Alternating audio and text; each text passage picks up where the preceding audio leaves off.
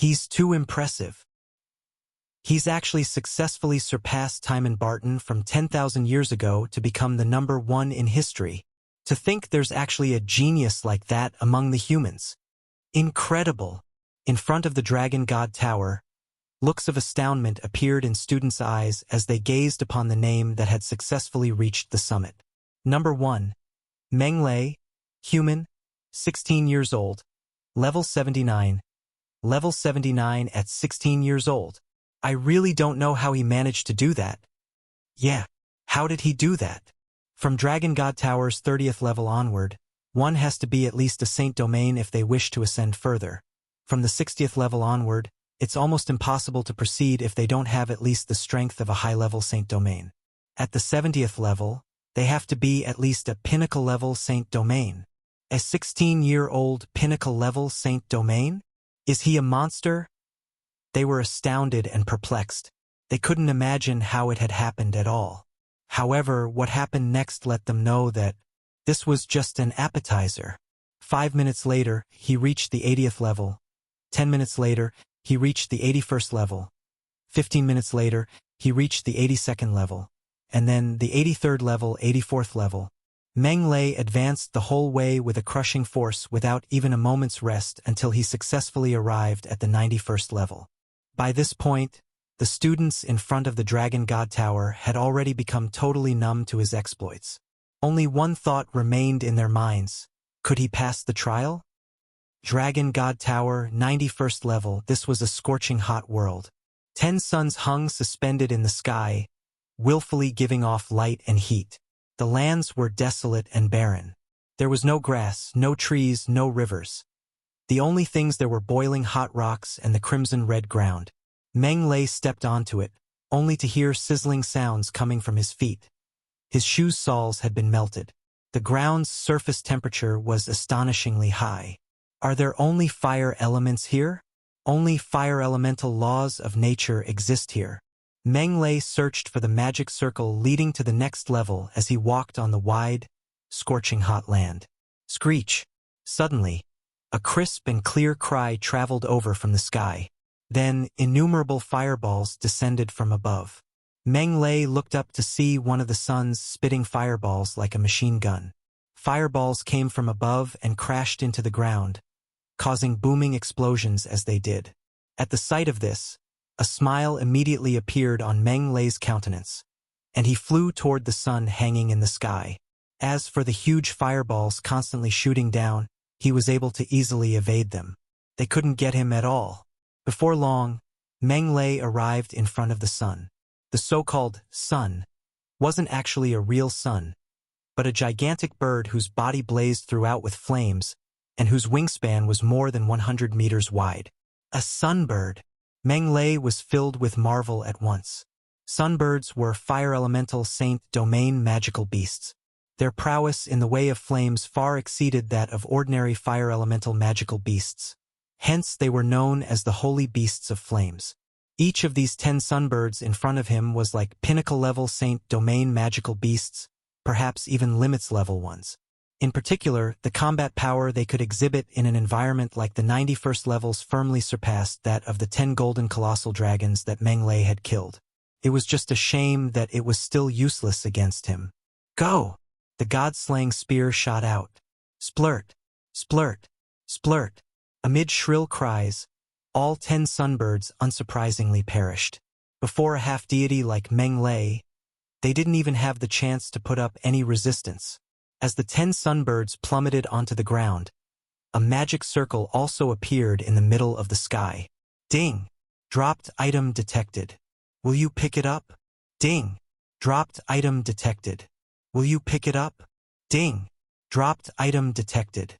Will you pick it up? Yes, pick them up. Ding! Assimilation successful. You have obtained a fire elemental laws of nature fragment. Ding! Assimilation successful. Host's physical body constitution plus 4,869. Ding! Assimilation successful. You have obtained the fire elemental first-class spell, Great Sun in the Sky. Meng Lei stepped into the magic circle and arrived at the 92nd level. 10 minutes later, he reached the 93rd level. 20 minutes later, he reached the 94th level. 30 minutes later, he reached the 95th level. And an hour later, Meng Lei arrived at the 99th level. Innumerable students had assembled in front of the Dragon God Tower, and even a large number of teachers had hurried over upon hearing the news. The 99th level. Someone had actually gone up to the Dragon God Tower's 99th level. Was he about to reach the summit, too? If someone were to reach the summit, this would no doubt be a monumental event never before seen in history. Everyone wanted to witness the great history-making moment with their own eyes. The 99th level. He's really too impressive. He's about to ascend to the 100th level. With Meng Lei's trial-passing speed, reaching the summit won't be a problem for him. That's true. On average, he needed only 10 minutes per level. He's pretty much the only one who could reach a speed like that. The people couldn't help but sigh abjectly. Even the 20th to 30th levels were full of stumbling blocks for the average person. But look at Meng Lei. He had gone all the way to the 99th level. Was there really such a huge gap between one and another? Dragon God Tower, 99th level. The Saint Domain magical beasts occupying the 99th level were 10 limits level Saint Domain. Golden-eyed guardian lions. Golden-eyed guardian lions were the offspring of lions and the divine beast swan and I1. It bore a lion's outward appearance. Its whole body blazed with fireworks like flames, and it had golden eyes. While 10 limits level Saint Domain golden-eyed guardian lions were undoubtedly strong and mighty, they nevertheless posed no threat to Meng Lei. With just 10 hammer strikes, he crushed them all. Ding! Assimilation successful. You have obtained a metal elemental laws of nature fragment. Ding! Assimilation successful. You have obtained the metal elemental first-class spell, Ultimate Alchemy. Ding! Assimilation successful. You have obtained a metal elemental laws of nature fragment. These are some pretty great rewards. Meng Lei nodded in satisfaction. Then, just as he was about to step into the Dragon God Tower's 100th level, something unexpected happened. A majestic-looking man abruptly appeared in the magic circle and blocked Meng Lei's way. Apart from having a strong, muscular physique, there was nothing remarkable about the man's appearance at all. He was the kind of person that one would lose sight of the moment he was thrown into a crowd. In spite of that, Meng Lei felt a great sense of pressure at the sight of him, much like what he had felt when he had first seen a Saint Domain magical beast, powerless and full of trepidation and fear.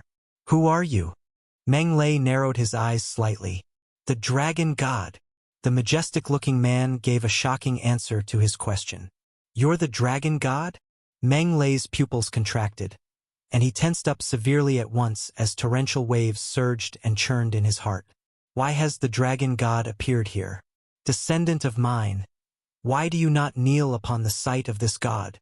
The majestic-looking man's voice thundered with every word he uttered. Each word that left his mouth felt like dull, rumbling thunder in a drought, deafening and like a booming explosion. At the same time, an overwhelming, terrifying divine power also came crashing down on Meng Lei like a great mountain as it tried to force him onto his knees. Your Holiness the Dragon God, you're mistaken. I'm not your offspring. With a slight smile, Meng Lei's gaze swept up and down the Dragon God as he said, If there's nothing else, please step aside. I still need to go up the tower. How dare you? The Dragon God glowered at him. How dare a mere half-deity disrespect this God? This God? You're just a divinity projection. Don't think too highly of yourself. Meng Lei gave a contemptuous laugh. Then the hammer of destruction appeared in his hand, and he swung it toward him. How impudent! Enraged, the Dragon God raised his right palm and smacked it down at Meng Lei. The power of divinity surged in his palm as laws of nature gathered. It was actually a laws of nature attack imbued with the power of divinity. Break! Meng Lei, however, didn't fear him at all. His hammer of destruction met him head-on. Boom! As hammer and palm collided, an earth-shattering explosion broke out, and Meng Lei was sent flying. On the other hand, the Dragon God actually remained as immovable as a mountain and was still standing firmly where he was. To think even a divinity projection is also that powerful, as expected of an existence that has attained true godhood. Meng Lei licked off the blood at his lip corners as an intimidating glint burst forth from his eyes. How dare a lowly ant to challenge the great dragon god? Prepare to accept my judgment. The dragon god slowly rose into the air, surging power of divinity waves emanating from all around him. Right after that, he raised a finger slightly and pressed down lightly on Meng Lei. Boom! The tiny little index finger instantly became a massive pillar connecting heaven and earth. The power of divinity surged from it while laws of nature flowed around it. The terrifying might it held was as if it could pierce through the heavens with just one finger. I can't take that head on. Meng Lei could sense the aura of death as he watched the gigantic finger crushing toward him. At once, he contacted the system. System, redeem credit immediately. Raise my god-slaying rat bloodline assimilation rate by 50%. Whoosh! His wealth instantly shrunk by 500 laws of nature origin crystals. Practically at the same time, his god-slaying rat bloodline assimilation rate also started to skyrocket quickly. 11%, 12%, 13%, 21%, 22%, 23%. In an instant, his god-slaying rat bloodline assimilation rate soared to 60%. At the same time, sticky, viscous greenish-black flames also surged out of Meng Lei's body and started to fervently modify and enhance his body. Boom, boom, boom. What fearsome power! His physical body constitution spiked at a never-before-experienced speed as if he was riding a rocket. As he took in the endless source of energy in his body, Meng Lei suddenly charged toward the gigantic finger. Break! Break! Surrounding the Dragon Island was the azure-blue ocean that stretched as far as the eye could see. Innumerable islands decorated the great ocean like stars in the sky. There were big ones as well as small ones, but with no exception whatsoever, on all these islands lived countless magical beasts, while in the ocean also lived various marine magical beasts. The tragic thing was that all the magical beasts here were the dragon's food source. They were unable to control their own life and death, let alone their destiny. They ultimately only had one fate, and that was to be eaten by the colossal dragons. Occupying every island was a pure-blooded colossal dragon or a saint domain-level drake. They ruled over the island, as well as the life and death of every living creature on the island. The size of these islands was a direct reflection of the colossal dragon occupants' strength, as well as their statuses in the clan. The higher their statuses and the mightier their power, the bigger the island they occupied and the richer in variety their food was, and vice versa. Whoosh! Suddenly, a stream of light shot across the ocean and came to the area above a large island. A tall mountain stood erect on the island, and at the mountain's midpoint was a cave. Thunderous snoring could be heard coming from the cave, and it traveled far and wide. Grandmaster! The golden stream of light arrived in front of the cave, and then the person dropped to his knees. It was actually a strong and muscular golden colossal dragon person with a pair of golden horns on his head. Something terrible has happened, Grandmaster. The golden colossal dragon person sounded sad and sorrowful. Eh? There was a sudden momentary pause in the snoring in the cave. Then, right after that, a roar containing endless fury rang out. How dare you disturb my beauty sleep? If you don't give me a satisfactory reason for your action today. Humph! Grandmaster. A knave has murdered the emperor and slain all the Dragon God Empire's higher management officials. The golden colossal dragon person was terribly sorrowful and grieving as he went on. All the court officials, more than 1,000 saint domains, innumerable officials and nobles, all of them have been wiped out. What did you say?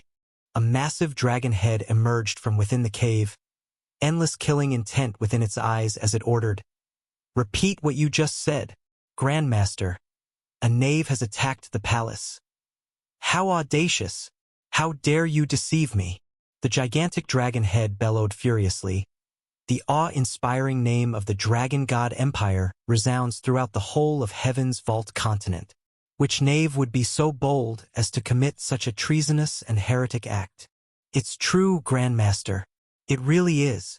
The golden colossal dragon person hastily explained.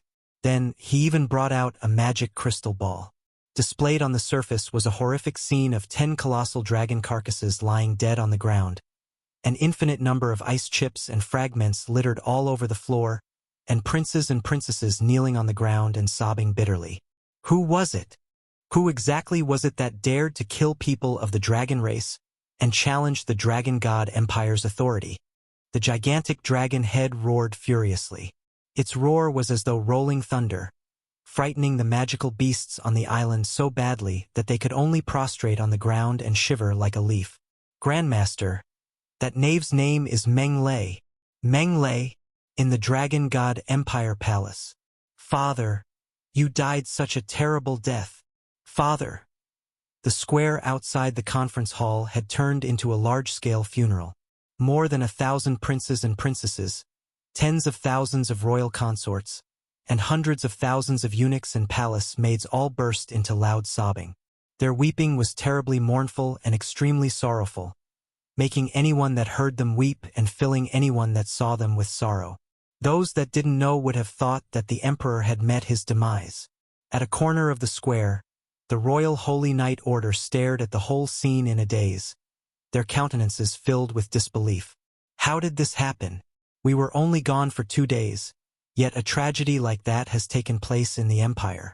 Abe was also among them. She had been brought back from the lost continent by the Royal Holy Knight Order. She stared quietly at the 12 dragon carcasses and all the ice chips all over the ground, her expression calm and peaceful and without any trace of joy or sorrow. I heard that the culprit is Meng Lei?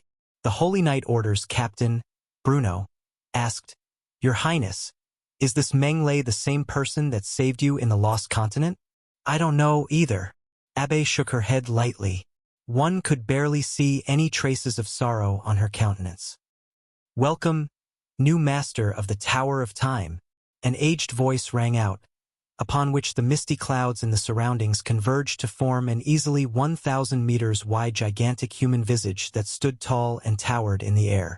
The Tower of Time? New master. Meng Lei stared at the gigantic human visage as a puzzled look appeared on his countenance. He asked, Isn't this the Dragon God Tower? Since when has it become the Tower of Time? Dragon God Tower? What nonsense! This tower's name is the Tower of Time. The gigantic face's mouth opened and closed as it went on. It was forged by the great god of time after exhausting an infinite amount of exotic treasures, the universe's spiritual essence, divinity crystals, and divinity stones. It has absolutely nothing to do with the dragon god. The god of time? A great jolt went through Meng Lei. He asked, Who's the god of time? The god of time is no human. He's one of the greatest gods in the vast universe. The gigantic human visage's voice boomed as it went on.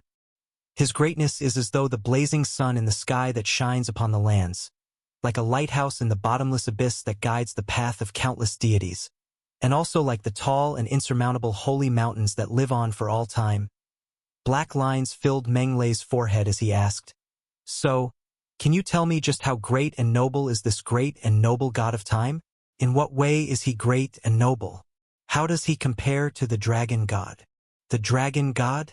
The dragon god is nothing but sh*t. The gigantic human visage was awfully dissatisfied with Meng Lei's question. The god of time is the one and only deity in this vast universe and infinite number of existential planes that has mastered time-based laws of nature.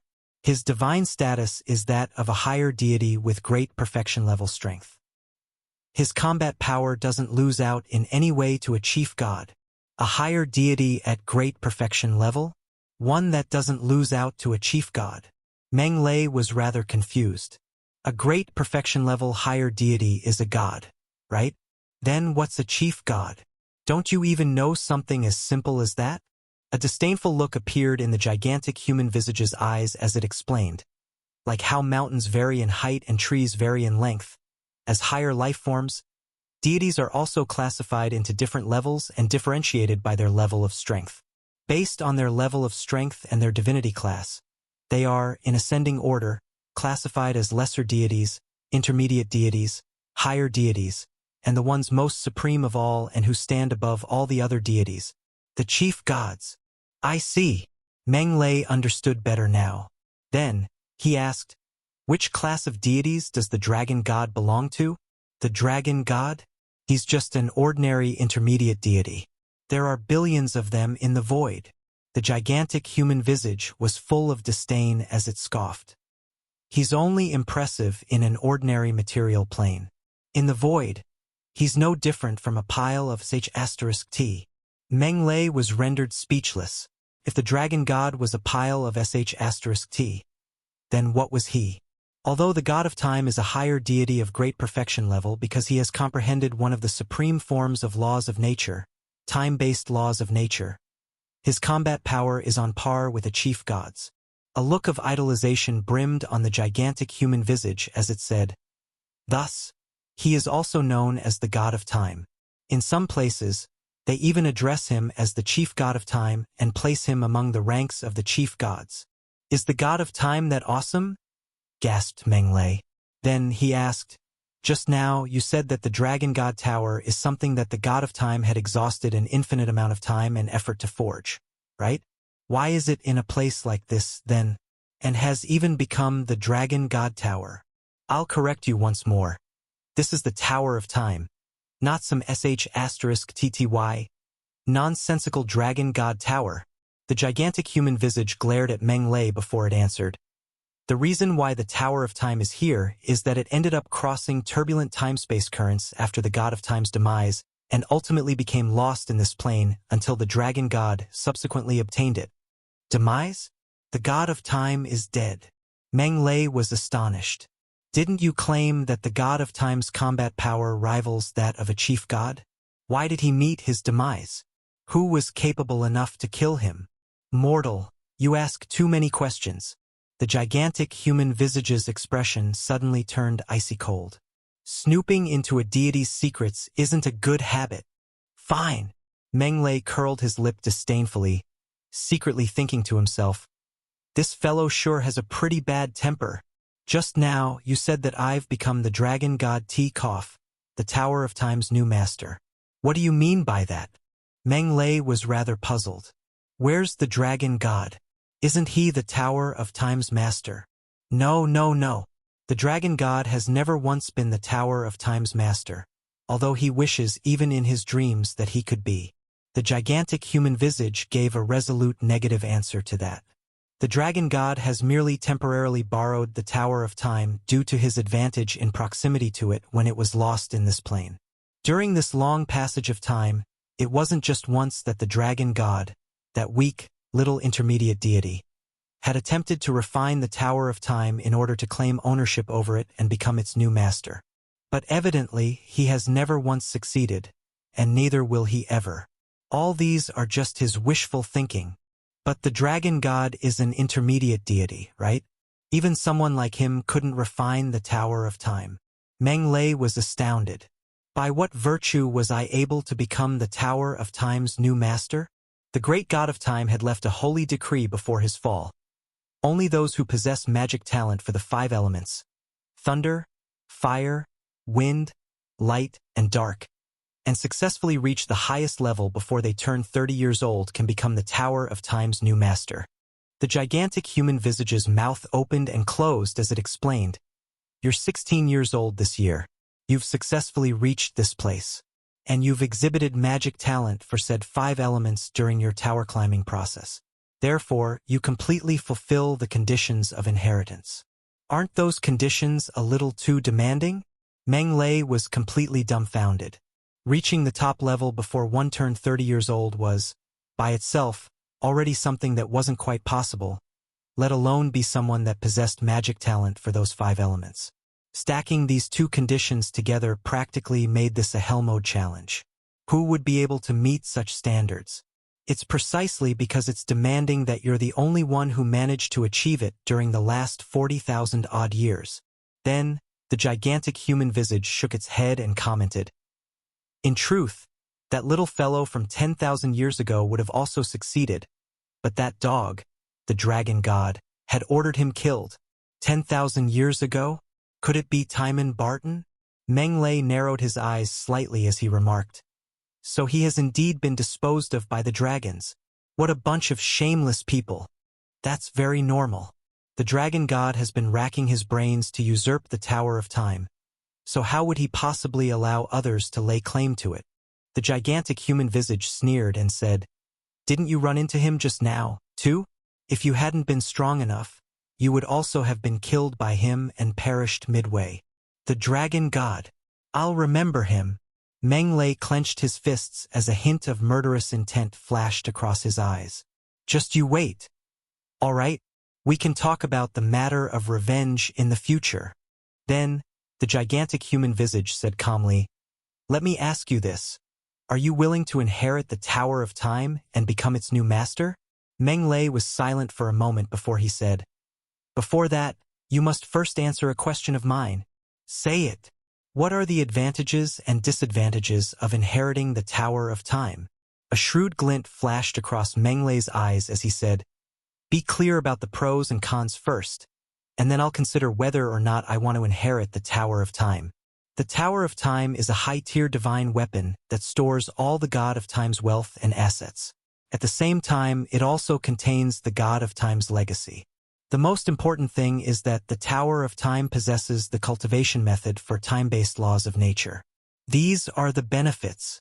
The downside is that you'll offend a bigwig after you inherit the Tower of Time. Great. There are totally no issues since you made things clear. I'm willing to become the Tower of Time's new master. Congratulations, mortal. It had a nose, eyes, ears, and a mouth, as well as a pair of miniature devil wings and a long devil tail. The only thing missing was arms and legs. A little devil? You're stupefied? Meng Lei stared at the peculiar round life form that had suddenly appeared, a puzzled look coming over his features. I'm Dodola, the Tower of Time's guardian spirit. The round life form introduced itself with a smile. You can call me Lord Dodola. Lord Dodola? Meng Lei was rendered somewhat speechless. You may be the Tower's guardian spirit, but I'm its new master. By right, shouldn't you be calling me master instead? Dodola was momentarily taken aback before it scoffed indignantly. I will never acknowledge you until you become a higher deity. Master, we'll talk about it when you've become a higher deity. What a proud little fellow. Meng Lei couldn't help but laugh. Rather than obsessing over a matter as senseless as that, he instead asked, How can I refine the Tower of Time, Dodola? It's very simple. You just need to enter a contract with me. Dodola flapped its miniature devil wings and explained, Since I'm the Tower of Time's guardian spirit, you need only to enter a contract with me, and the act will be tantamount to having refined the Tower of Time. Let's do it. All right. Dodola turned around. Dazzling golden light rose from its back, the light beams converging to form a complex, profound-looking magic circle. Then, it instructed, Drip a drop of your blood into it. Okay. A drop of blood fell into the magic circle with a flick of Meng Lei's fingers before being absorbed. Upon absorbing the blood, the magic circle behind Dodola went from a golden color into a blood-red color. Then, the blood-red magic circle rose into the air before shrinking and ultimately disappearing between Meng Lei's brows. A split second later, an enormous wave of information flowed into his mind. At once, Meng Lei sensed a strange and fascinating connection forming between himself and the Tower of Time. He could now visit any of the Tower of Time's levels anytime he wanted to.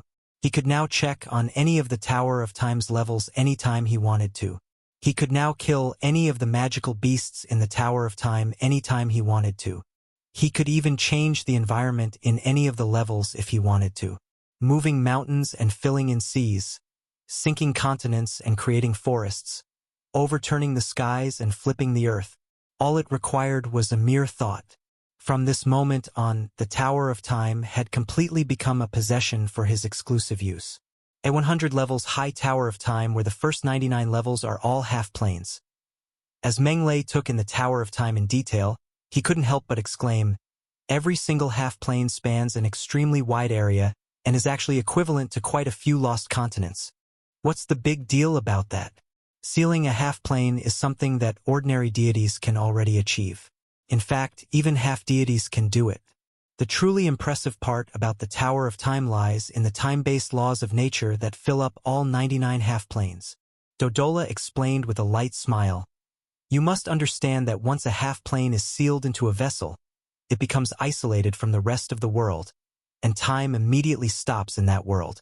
Therefore, it can only be used to store lifeless objects.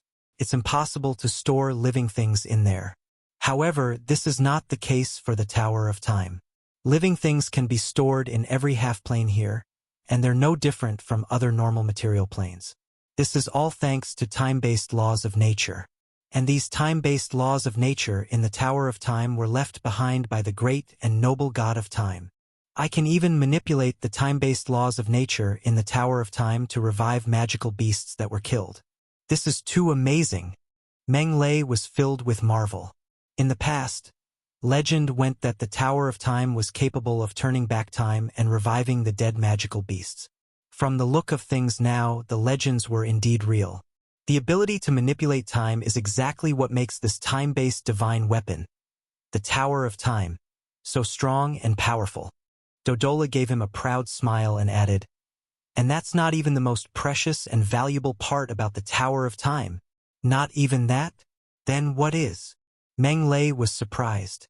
Could it be the legacy left behind by the God of Time? His wealth and assets? Or perhaps the cultivation method for time-based laws of nature? What we're talking about is the Tower of Time itself, not the objects that exist outside of it. Dodola was rendered speechless. Then it said, the most precious and valuable part about the Tower of Time lies in the 100th level. The 100th level? Meng Lei looked around him. Aside from the floating island beneath his feet, all there was around him was just an endless expanse of fog. There was nothing else apart from that. Laws of nature? Practically none. Magic elements? They were incredibly sparse. Was this level the most precious and valuable one? He really couldn't tell. You can't tell, can you? A smug smile appeared on Dodola's lips. Not at all. Meng Lei replied with a shake of his head. That's correct, then. With a sigh, Dodola said, this level is the exact reason why the God of Time had met his demise back then. Just what kind of secrets does this level contain? Meng Lei was rather confused. That even an existence as powerful as the God of Time would meet his demise because of it? The reason why this level is totally different from the first 99 levels is that it's just a seed. The nurturing process hasn't started yet. Dodola added, once it's successfully nurtured, it shall surpass all the levels before it. In fact, it will surpass every other ordinary existential plane. Is it really that dramatic? Meng Lei was rather skeptical. So, what kind of secrets does this level exactly contain? This level is an existential plane seed.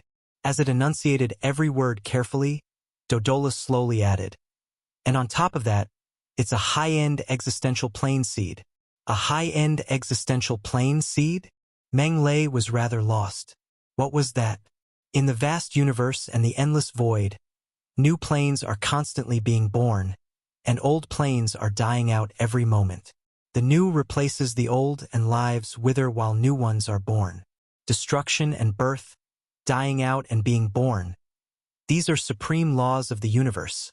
With a sigh, Dodola explained, just like how it is for everything else in this world, there is also a limit to existential planes' lifespans. Once they reach the end of their lifespans, existential planes will also die out and become destroyed. However, high-end existential planes are an exception to that rule. Dodola looked at Meng Lei and said, high-end existential planes are eternal and immortal.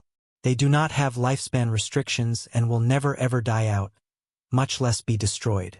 They exist for eternity and are forever immortal. They're totally different from other normal existential planes and are also known as eternal planes. High-end existential planes don't die out? Meng Lei blinked. Yes, they don't. Dodola nodded heavily. Because as of now, none of the high-end existential planes have ever died out. All right. Meng Lei nodded slightly.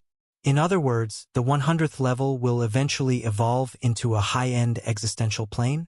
Yes, Dodola nodded. Compared to an ordinary existential plane like Heaven's Vault Continent, what makes a high-end existential plane different? A puzzled Meng Lei asked.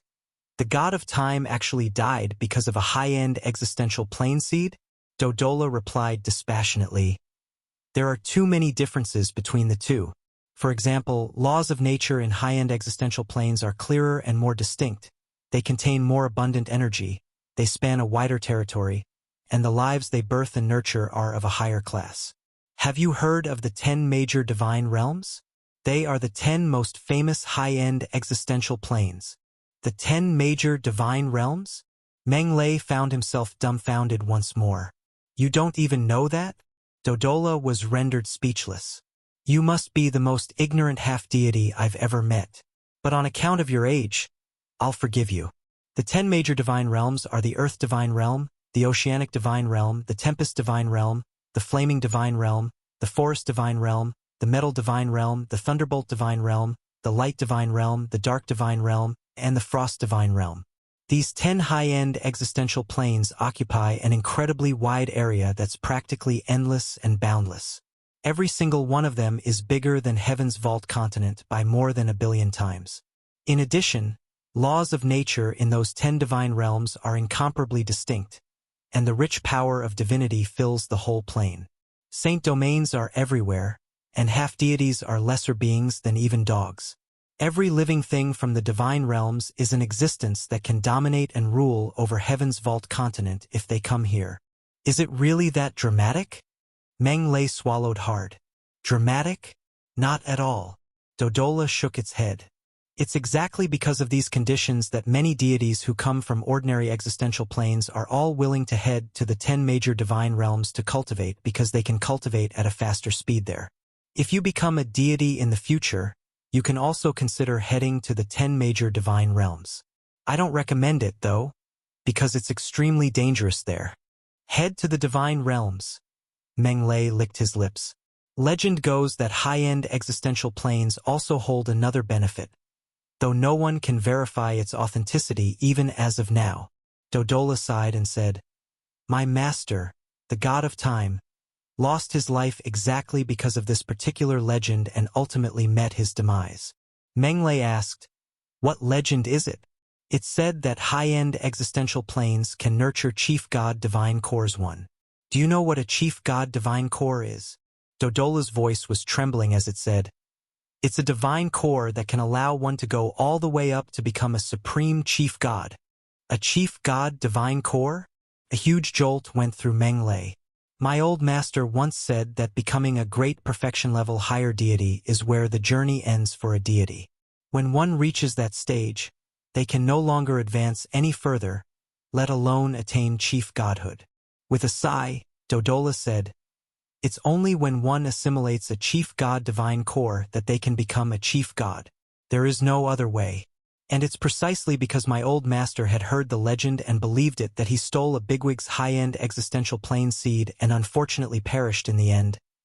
Deities cannot attain chief godhood through cultivation? Meng Lei murmured to himself. They can only attain chief godhood by assimilating a chief god divine core? That's too unfair. It is indeed unfair, but there's no way around it. Dodola shook its head and said, This is the supreme law. Meng Lei heaved a sigh and asked, In other words, as long as I can successfully nurture this high-end existential plane seed until it matures, I'll have a chance at breeding a chief god divine core? Dodola shook its head and replied, That's how the legend goes, but whether it's true or not is something I don't know. The chief gods high up above are probably the only ones who know. How is this thing supposed to be nurtured? Meng Lei turned and looked at his surroundings.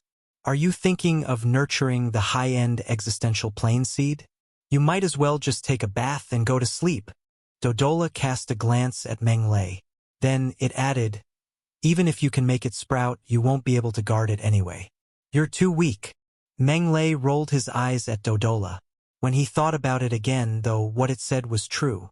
He might be pretty strong at the moment, but when placed in the vast, boundless universe, he was probably just a weakling. disregarding everything else. Just the dragon god alone was already a presence whom he couldn't stand against, let alone other powerful existences. Thus, he'd better just think of ways to boost his combat abilities instead. At the thought of that, Meng Lei asked, Dodola, since I've become the Tower of Time's new master, does that mean that I can get the God of Time's wealth, legacy, and the cultivation method for time-based laws of nature? Meng Lei's eyes sparkled as he watched Dodola with a slightly agitated demeanor. A higher deity's assets. Just how many divinity crystals would there be? How much power of divinity? How many laws of nature origin crystals?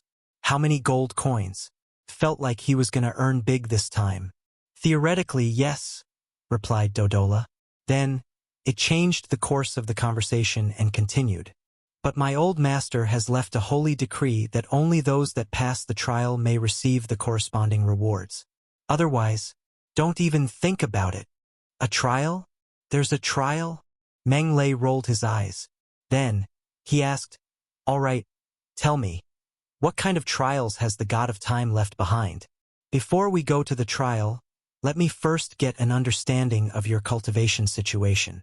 Dodola looked at Meng Lei and asked, since your divine body is fairly strong, that means your body must contain some kind of divine beast's bloodline, right?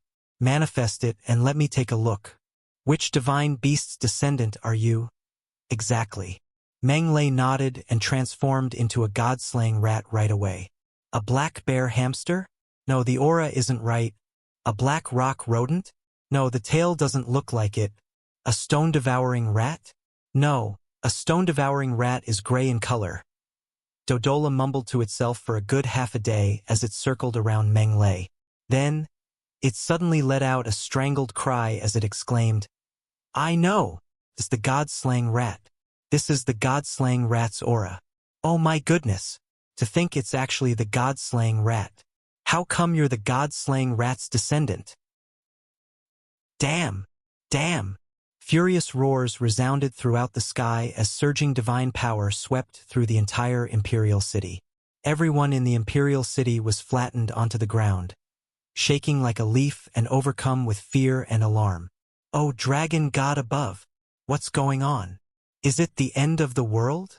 Oh, great and noble dragon god, please save your lowly children.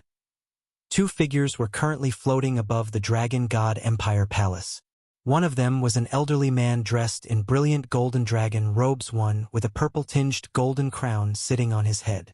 He gave off a dignified and imposing aura, as well as vast, majestic divine power. He stared at the 12 dragon carcasses laying on the palace's imperial square, and the ice chips littered all over, his countenance livid and wrathful flames in his eyes. How dare they challenge the dragon god empire's authority so? Totally treasonous and heinous. They should be ripped into 1,000,000 pieces, slashed 1,000 times, and sentenced to extreme torture.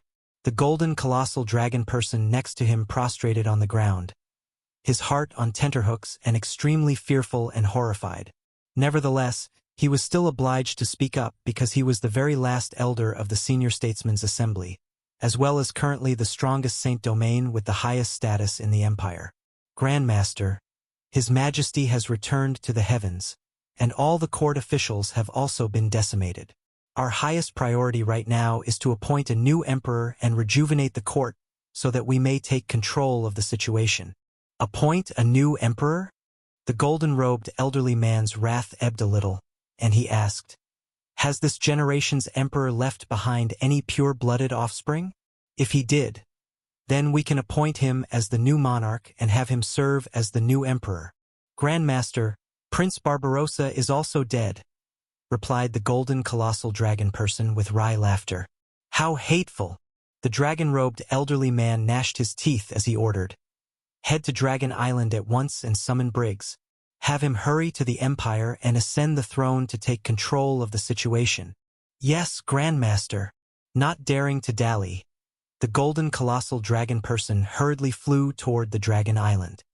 He knew very well that the Grandmaster, as one of the past dragon emperors as well as the one and only half-deity of the golden colossal dragons, his words were the law itself. A single word from him could depose the emperor from his throne, as well as also appoint a new monarch. Whoever he appointed as emperor would be emperor. Nobody dared to go against his word at all. Tell me, where is Meng Lei? The golden-robed elderly man's voice was like rolling thunder as he spoke in a cold voice and questioned those who were kneeling on the ground. Someone answered in a trembling voice, "Ji Grandmaster. I heard that Meng Lei is currently challenging the Dragon God Tower. He's actually in the mood to challenge the Dragon God Empire after slaying the Dragon God Empire's emperor and all its court officials? That knave is too much. Does he think that there's no longer anyone among the dragons who can fight?" The golden-robed elderly man's fury blazed even stronger, and then he headed straight toward the Dragon God Academy. Is he gone? He's gone. The Grandmaster has finally left. Phew, I was scared to death just now. At the sight of the golden-robed elderly man's departure, everyone kneeling in the palace felt as if they had just been granted amnesty. Oh no! The Grandmaster has gone to look for Meng Lei. The expression on Abe's beautiful face changed slightly, and she quietly left the palace. How can you be a descendant of the god-slaying rats? The god-slaying rats are mutated divine beasts, so it's very hard for them to form colonies. On top of that, their numbers are pitifully low. Dodola was awfully astonished. Moreover, you're just a normal human from Heaven's Vault continent and have nothing whatsoever to do with the god-slaying rats of the void. So why would you possess the god-slaying rat bloodline? That, I wouldn't know. Meng Lei half-jokingly said. Who knows? Maybe my ancestors are descendants of the god-slaying rats. Never mind. There's no point pursuing the matter. Your god-slaying rat bloodline is what's most important. Dodola was terribly excited. Never would I have thought that the heir to the Tower of Time would actually have the god-slaying rat bloodline. The God of Time must be watching over us.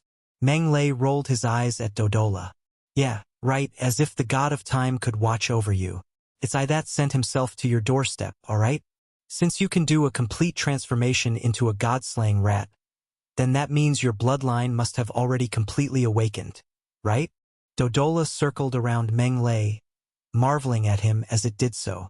You currently have a high-grade half-deity's body, which is about the same as a teenage god-slaying rat. A teenage one? Meng Lei was taken aback. What do you mean teenage? I'm almost an adult. You are certainly almost an adult, but relative to a god-slaying rat, you're just a teenager. Dodola laughed and explained. The god-slaying rats are an extremely powerful type of mutated rodent divine beast. They can rival a Saint Domain magical beast the moment they're born, while a juvenile one can rival a half-deity. Teenage god-slaying rats can contend against a true god, while those in the young adult stage can fight on par with an intermediate deity. When they reach maturity, now that's what you call monstrous. Even devouring a higher deity wouldn't be a problem for them. In other words, I don't need to do anything other than eating, sleeping, and then eating again, and just wait till I naturally mature and I'll be able to contend against a higher deity? Isn't that a little too crazy? Meng Lei was rather aghast. Even though he had already heard from the system that the god-slaying rat was monstrously strong, never would he have ever expected it to actually reach such an extent. An adult god-slaying rat could actually devour a higher deity? That was practically crazy cool and mighty impressive. Alright? Compared to the god-slaying rat, the golden colossal dragon, which turned into a Saint Domain magical beast upon maturity, was practically trash. Yes, totally crazy. That's why it attracted the heavens' jealousy and ended up becoming unable to form colonies and can only form through the low chances of bloodline mutation. Otherwise, how are other life forms supposed to survive?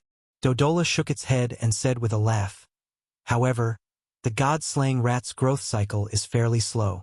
By the time you naturally mature into an adult, probably a few 100,000 years would have passed. A few 100,000 years?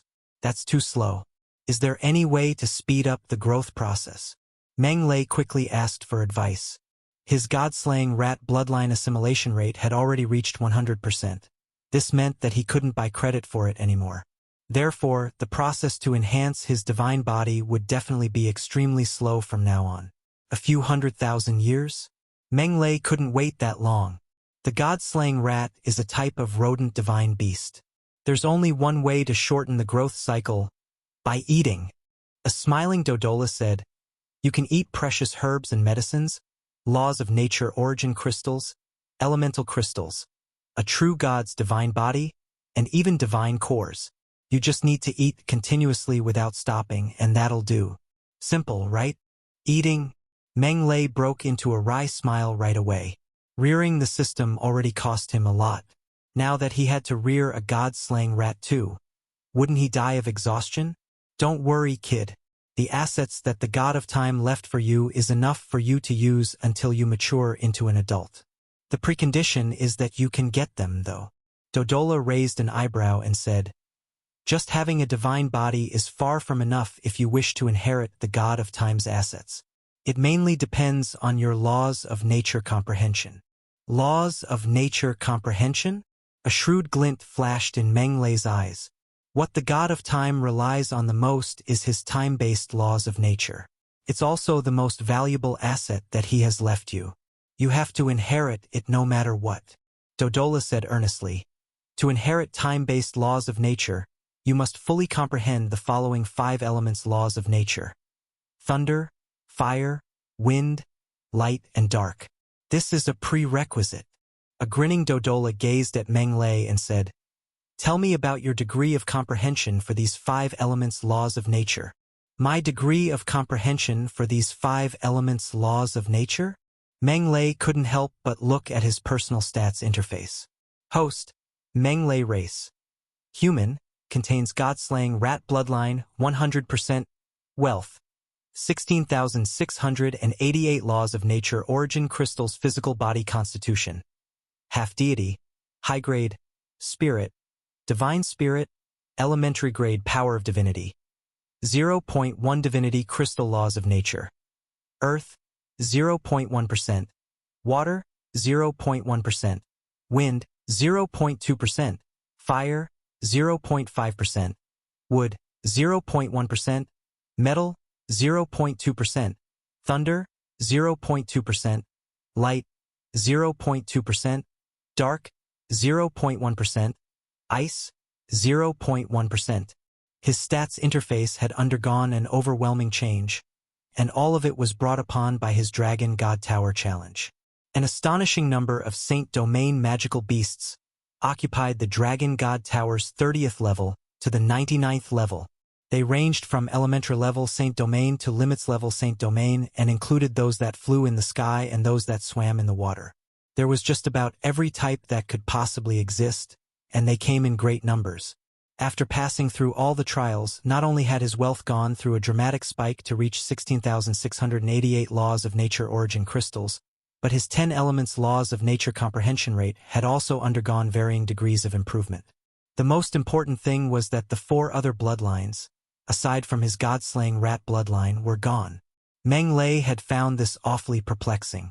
The explanation provided by the system was that upon reaching 100% bloodline assimilation rate for the god-slaying rat bloodline, all the other bloodlines in his body had been automatically removed. Otherwise, its assimilation rate wouldn't be able to reach 100%. Meng Lei wasn't too hung up over this. Removed? So be it, then. There was nothing to find a pity about it, anyway. If any, the only one that was a bit of a shame would be the golden god-slaying ant bloodline. The golden god-slaying ant was a spatial and spiritual type of magical beast. Meng Lei had been looking forward to the day where he could boost the golden god-slaying ant bloodline assimilation rate to 100% so that he could also obtain a gut, and the extra-large space within, like little golds, but all he could do was just dream about it now. What's wrong? Is your comprehension of these 5 elements laws of nature very poor? Upon noticing Meng Lei's silence, Dodola broke into a slight frown. Nothing to do about it if it's poor anyway. You're only 16 years old. And on top of that, your cultivation specialization is your divine body. It's normal for your laws of nature comprehension to be a bit poorer. My cultivation specialization is my divine body? Meng Lei was rendered speechless. Who told you that? I'm a dual cultivator of magic and martial arts.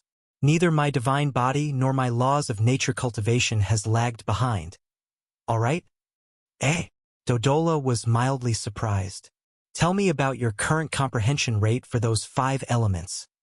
Then, I've already comprehended all 5 elements laws of nature. Meng Lei gave Dodola a proud smile. Was something that could be solved with a few hundred laws of nature origin crystals even anything worth troubling over? Oh, trattino basso. Oh, Dodola received a huge shock. Then it sneered coldly. You've comprehended all 5? Kid, do I look mentally challenged to you? Nope. Meng Lei shook his head. How dare you talk big in front of me, then? Dodola was furious. At your age, being able to fully comprehend one type of laws of nature is already considered extremely monstrous. Comprehend all 5 types of laws of nature? Shouldn't you think a little before you talk so big? No, you've misheard me. Meng Lei shook his head repeatedly. See, I've seen through you, haven't I? Don't talk that big in front of me anymore. Dodola snorted and said, I've experienced way more than you have. You can just wait to eat your own words if you talk big in front of me. What I mean is, it's not 5 types but 10. Meng Lei rolled his eyes. I've comprehended 10 types of laws of nature. How dare you talk big again? Is there any end to it? Meng Lei had really angered Dodola this time. Kid, you'd better be more serious. I'm trying to understand where you stand in your cultivation right now so that I can come up with the best cultivation plan for you. I don't have the time to joke around with you. Lord Dodola, I'm also telling you this very seriously. Meng Lei heaved a sigh. Then he said seriously, I've really comprehended all 10 types of laws of nature. Earth, water, wind, fire, wood, metal, thunder, light, dark, and ice. I've comprehended them all without a single one lacking. Are you serious, kid? Dodola's eyes bore into Meng Lei. Very much so. I'm not joking. Meng Lei was also very serious. How can this be? That's impossible. You're only 16 years old. How can you possibly have comprehended all 10 basic types of laws of nature? Even in the whole wide universe, no one has been able to do it. There's nothing impossible for someone with a cheating device. Meng Lei quietly said to himself inwardly. Chapter 205, A Deity's Path of Advancement. Splitting one's divine spirit. Think about it. During the last 40,000 odd years since the Dragon God Empire's founding, legions of typical saint domains had come into existence, but only a handful of pinnacle-level ones existed. The number of limits-level saint domains were even more pitifully low. As for existences that had fully comprehended a type of laws of nature and attained half-deification over the last 40,000 odd years, one could count their numbers on their fingers. From this, one could tell just how difficult comprehending laws of nature was. Yet Meng Lei had fully comprehended all 10 types of basic laws of nature at just the age of 16? Who would believe that? Who would dare to believe that? How were they supposed to? Kid, are you sure you're not lying to me? Dodola's eyes bore into Meng Lei. What do I get out of lying to you? Meng Lei shook his head lightly. Then, he contacted the system and instructed, System, boost my laws of nature comprehension for all 10 elements to 100%. Whoosh! His wealth instantly shrank by 1,000 laws of nature origin crystals. Boom! A split second later, an endless wave of information instantly gushed into Meng Lei's divine spirit like waters from a breached dam, furiously raising his comprehension of the 10 elements laws of nature. An infinite amount of information flowed through his mind, and Meng Lei closed his eyes and took in each type of laws of nature in detail, taking in the content in every piece of information. At that moment, the fog shrouding his mind gradually dissipated, and information about laws of nature that was once hidden in the laws of nature ocean became clearly displayed to him. The heavens and earth were as though a cage, and laws of nature the extensive net. Different types of laws of nature were like chains that differed from one another: fiery red fire, cyan wind, thick and heavy earth. Each type of law of nature was independent of one another, yet also inseparably and closely linked. They supported the cage as one, much like a cage's pillars, ceiling beams, steel bars, concrete. Pillars were pillars, ceiling beams were ceiling beams, and steel bars were steel bars. They were made of different materials, yet they formed a perfect combination. After some time, Meng Lei slowly opened his eyes. The look in his eyes had become incredibly deep and profound, and it seemed as if at the bottom of his eyes were flames rising, vegetation growing, oceans surging, and lightning flashing. So, this is what the half-deity realm is like. Dodola could clearly sense a change in Meng Lei's disposition in this instant. His brilliance and edge had been hidden away, and his entire bearing had become simple and unadorned, as if he had returned to his origins. Have you really fully comprehended them? Dodola's voice was shaking somewhat. Yes, I've fully comprehended them. Meng Lei let out a sigh, as though an aged monk that had been in meditation for 100 years and had seen through all lies and fabrications to attain a state where he was one with the universe. His aura had become self-contained, taciturn, and reserved. Why does someone like you exist in this world? Dodola let out a strange squawk and exclaimed, Let's not even talk about how you have a magic talent for all 10 elements laws of nature. To think you can actually comprehend all 10 types of laws of nature at 16 years old. This is unheard of. Practically unheard of. Is that so? Meng Lei was awfully cheerful. You haven't lit up the divine fire yet, right? As though something had just occurred to it. Dodola's eyes suddenly bore into Meng Lei as it asked, Tell me, have you lit up the divine fire? Nope. Meng Lei shook his head lightly.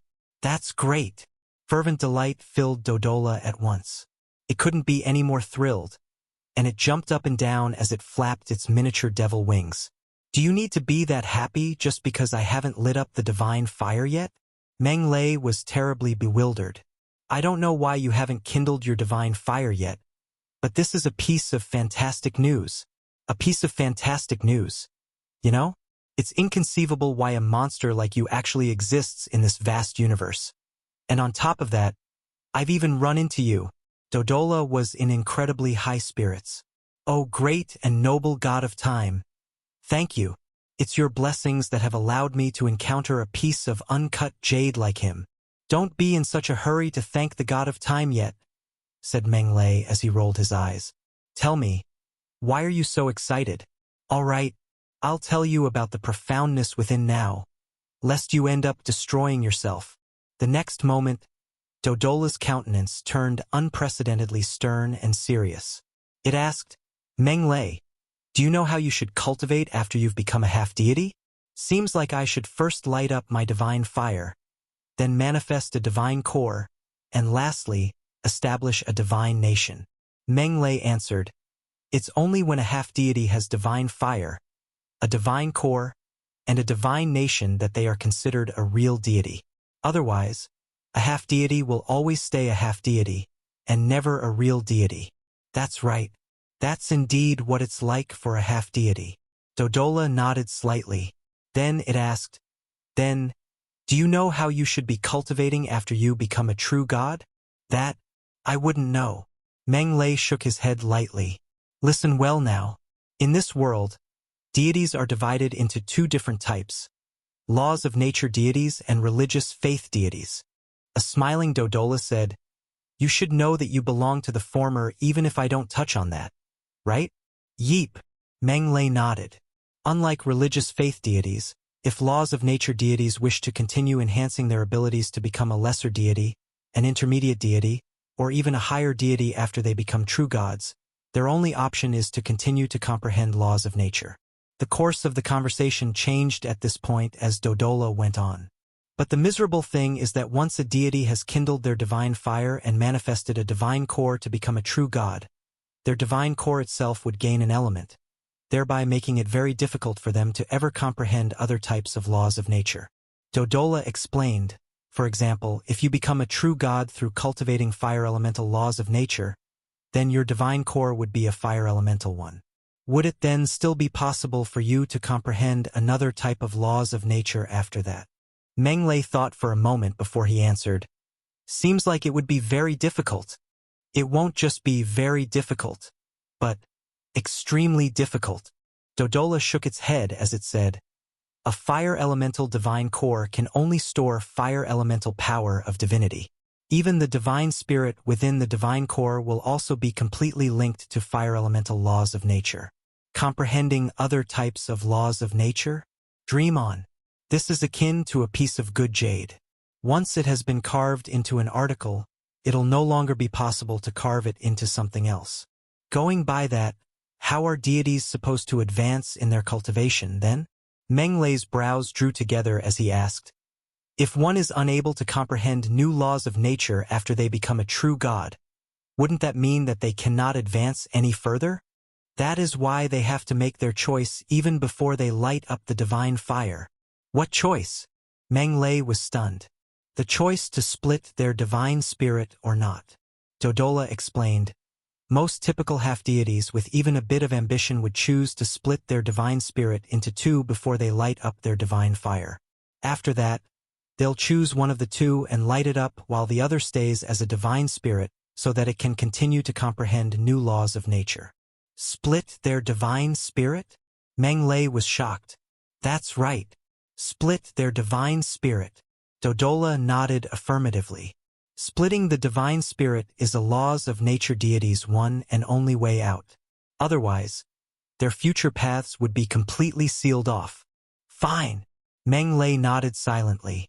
The divine spirit half that is lit up will ultimately become a divine incarnation of themselves, while the other half continues to comprehend new laws of nature. Dodola went on. Upon fully comprehending the second type of laws of nature, they'll then have to make another choice. Will they light up the divine fire right away, or split their divine spirit once more? Typically, fairly ambitious deities will choose to split their divine spirit again, lighting up half and keeping the other half to comprehend new laws of nature. This way, by splitting their divine spirit every time they comprehend a new type of laws of nature. True gods typically will only need to split their divine spirit 4 times before it's sufficient. It's enough to just split it 4 times? Why? Meng Lei was awfully puzzled. It works like this. Those that have comprehended 2 types of laws of nature and own 2 divine incarnations are categorized as lesser deities, while those that have comprehended 5 types and own 5 divine incarnations are categorized as intermediate deities, Dodola explained. And once they become intermediate deities, they won't need to comprehend laws of nature anymore. Therefore, you'll only need to split the divine spirit 4 times and comprehend 5 types of laws of nature. It's enough to comprehend just 5 types? Then how do intermediate deities become higher deities? Meng Lei was awfully puzzled. Intermediate deities need to assimilate laws of nature in order to advance to become higher deities. Dodola explained, this assimilation process isn't purely just the assimilation of laws of nature, but also includes the integration of their divine core, divine incarnations, divine spirit, and power of divinity. You can try imagining for yourself the difficulties involved in assimilating divine incarnations of different elements. First you have to split them, and then now you have to assimilate them? Meng Lei's eyelid was twitching. That's really very frustrating, right? Dodola shook its head and laughed. It can't be helped. That's what the road to deification is like. Not only do you need talent, but you also need to make choices and undergo immense pain and agony. Without sufficient ambition, determination, and an indomitable will, it's tough for one to achieve greatness. To become an intermediate deity, you must face a choice and split your divine spirit once. To become a higher deity, you must face 4 choices and split your divine spirit 4 times. Dodola said with a sigh. The pain, agony, and hardships involved are not something that most typical people can imagine. Since I've comprehended 10 types of laws of nature, doesn't that mean that I have to split my divine spirit 9 times? Asked Meng Lei with a wry laugh. Yes, of course. Dodola nodded slightly. Intermediate deities have to assimilate at least 2 types of laws of nature to ascend and become higher deities. The more laws of nature they assimilate, the stronger they'll become. Once you assimilate and combine 5 types of laws of nature, 5 divine incarnations, 5 divine cores, 5 divine spirits, and 5 types of power of divinity into one, you shall become a higher deity of great perfection level. That sounds like so much trouble. Meng Lei couldn't help but gasp. Of course it is, Dodola scoffed. Had it been that easy, everyone would have become higher deities and attained great perfection. That's true. Meng Lei nodded slightly. Then he asked, Since I've comprehended 10 types of laws of nature, it must be even harder for me to assimilate them, right? It's no ordinary level of difficulty, Dodola said slowly. Assimilating 2 different divine incarnations is already a very difficult task, let alone 10. What a long and endless deification journey, sighed Menglei. Stop sighing, Dodola snorted and scoffed. What are you being so contrary for when others are dying to have potential like yours? Menglei looked at Dodola and asked, is there a possibility that, instead of being in such a hurry to light up the divine fire, I can think of a way to try and assimilate all 10 types of laws of nature first before I light up the divine fire? Don't even bother. It's absolutely impossible. Dodola interrupted Menglei and said, if that were viable, the billions of deities in the vast universe would have already done so a long time ago. Why would they still undergo the pain of splitting their divine spirit? Why isn't it viable? Menglei frowned slightly, perplexed. Because assimilating laws of nature is an extremely difficult task, Dodola said gravely. It's not as simple as just pouring 2 baskets of potatoes into one. Instead, you have to integrate and merge 2 different, complex, and profound laws of nature bit by bit into one. This process is highly demanding on one's divine spirit. The only way to do it is to first light up the divine fire and manifest a divine core so that the divine spirit will be strong enough. Only then can you simulate, deduce, and attempt to assimilate them.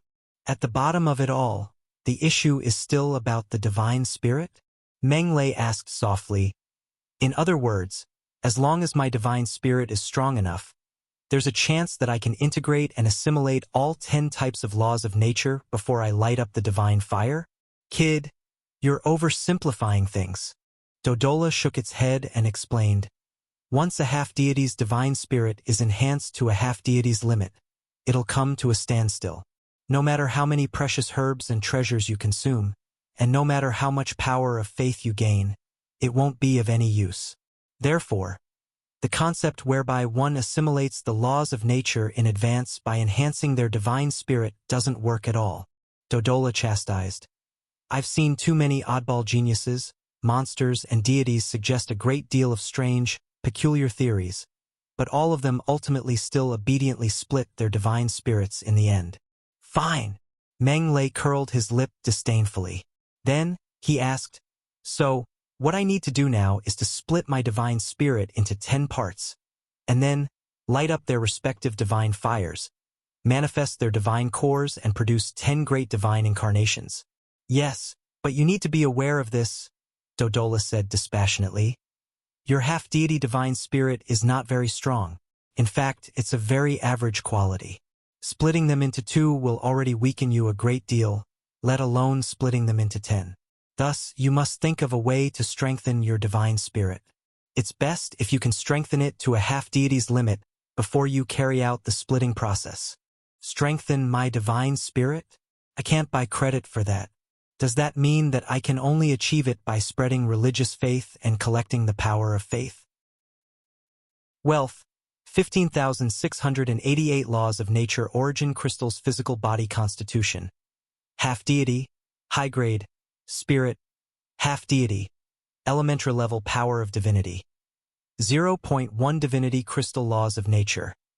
Basic, 100%.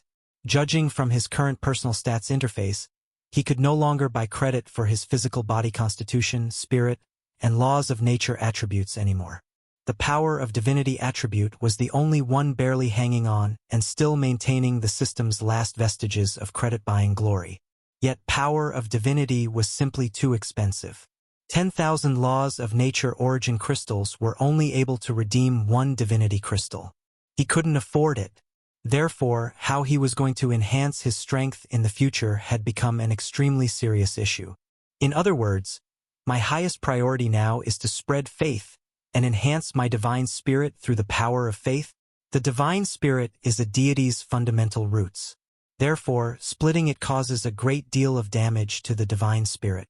Dodola shook its head and said, at times like this, you'll need treasures to help you repair the divine spirit.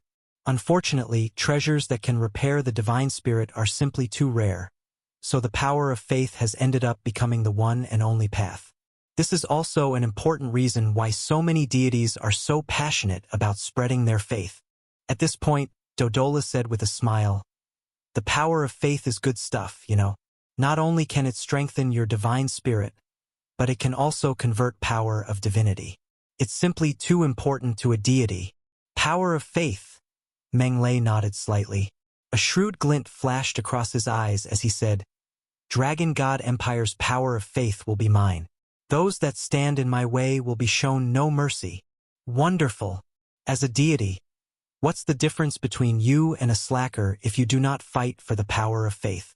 As though someone craving chaos, Dodola said, "Therefore, the first trial that the great god of time has left for you is fight for Dragon God Empire's power of faith. Trial duration: 3 years. Trial rewards: secret." Meng Lei was rendered speechless. "Are you sure this is a trial that the god of time has left for me, and not something that you came up with in a spur of the moment and fabricated?" "What do you mean by fabricate? I don't like the sound of that." Dodola snickered and said, "I'm the Tower of Time's guardian spirit, and I am in charge of safeguarding the god of time's assets. Of course, I have the authority to set trials. This is also a mission that the god of time has given me. I can't beat you in an argument." Meng Lei shook his head lightly. Then he said, "If there's nothing else, then I'm going out for now. By the way, try your best not to kill the Tower of Time's magical beasts anymore," said Dodola suddenly. "Why?" Meng Lei frowned at once. Where would he get money from if he didn't hunt the magical beasts in the Tower of Time? Wasn't Dodola freaking cutting off his source of income? Maintaining the Tower of Time's time-based laws of nature requires time divinity crystals, Dodola explained. Ever since the god of time's demise, the time divinity crystals have been depleting from continuous use. After such a long passage of time, there aren't many left anymore. We have to be thrifty with them. Meng Lei was rendered completely speechless. Then what's the goddamn point in me inheriting the Tower of Time? Meng Lei currently wasn't in a very good mood. He had initially planned on killing some magical beasts in the tower whenever he had some spare time so that he could earn some allowance. Yet now he couldn't kill them anymore. Just how freaking big of a scam was that? "I'm too unlucky." Meng Lei cursed inwardly as he exited the Tower of Time. "Prepare to die, knave." At that moment, a furious roar rang out. The golden light that covered the whole sky shot toward him, instantly engulfing Meng Lei, who had just exited the tower, as well as the golden armored guards standing duty outside the Tower of Time. "Ah!" Shrill screams rang out before they quickly faded into silence. By the time the golden light had faded, only a dozen or so corpses that had been turned into Swiss cheese remained. Blood flowed out of their wounds as the odor of blood rushed toward everyone's senses. Murder! At once, the students and teachers crowding around the Tower of Time received a terrible shock, and they took a few steps back in unison. Who is it? Isn't the murderer a little too bold? How dare he commit murder here? Whoosh! A golden-robed elderly man abruptly appeared. His icy-cold gaze fell onto the mangled corpses in front of the Tower of Time. Who's that? Everyone stared at the golden-robed elderly man in stunned astonishment. He's not there. The golden-robed elderly man looked around as murderous intent roiled within his eyes. Get out here, knave. Who are you? Meng Lei quietly appeared. His gaze on the golden-robed elderly man as a hint of killing intent flitted across his eyes. I'm Goblin Frederick, answered the golden-robed elderly man coldly as his eyes bore into Meng Lei. Goblin Frederick? That name sounds so familiar. I feel like I've seen it somewhere before. Goblin? I remember now. Isn't that the genius who's ranked 3rd on the Dragon God Genius ranking? Whoosh, whoosh, whoosh. Everyone's gazes shot over to the ranking in unison. Number 3. Augustine Croc, human, 30 years old, level 76. No, he should be in 4th place now. Speechless, everyone hurriedly looked at the 4th place in the ranking. Number 4. Goblin Frederick, Golden Colossal Dragon, 29 years old, level 75.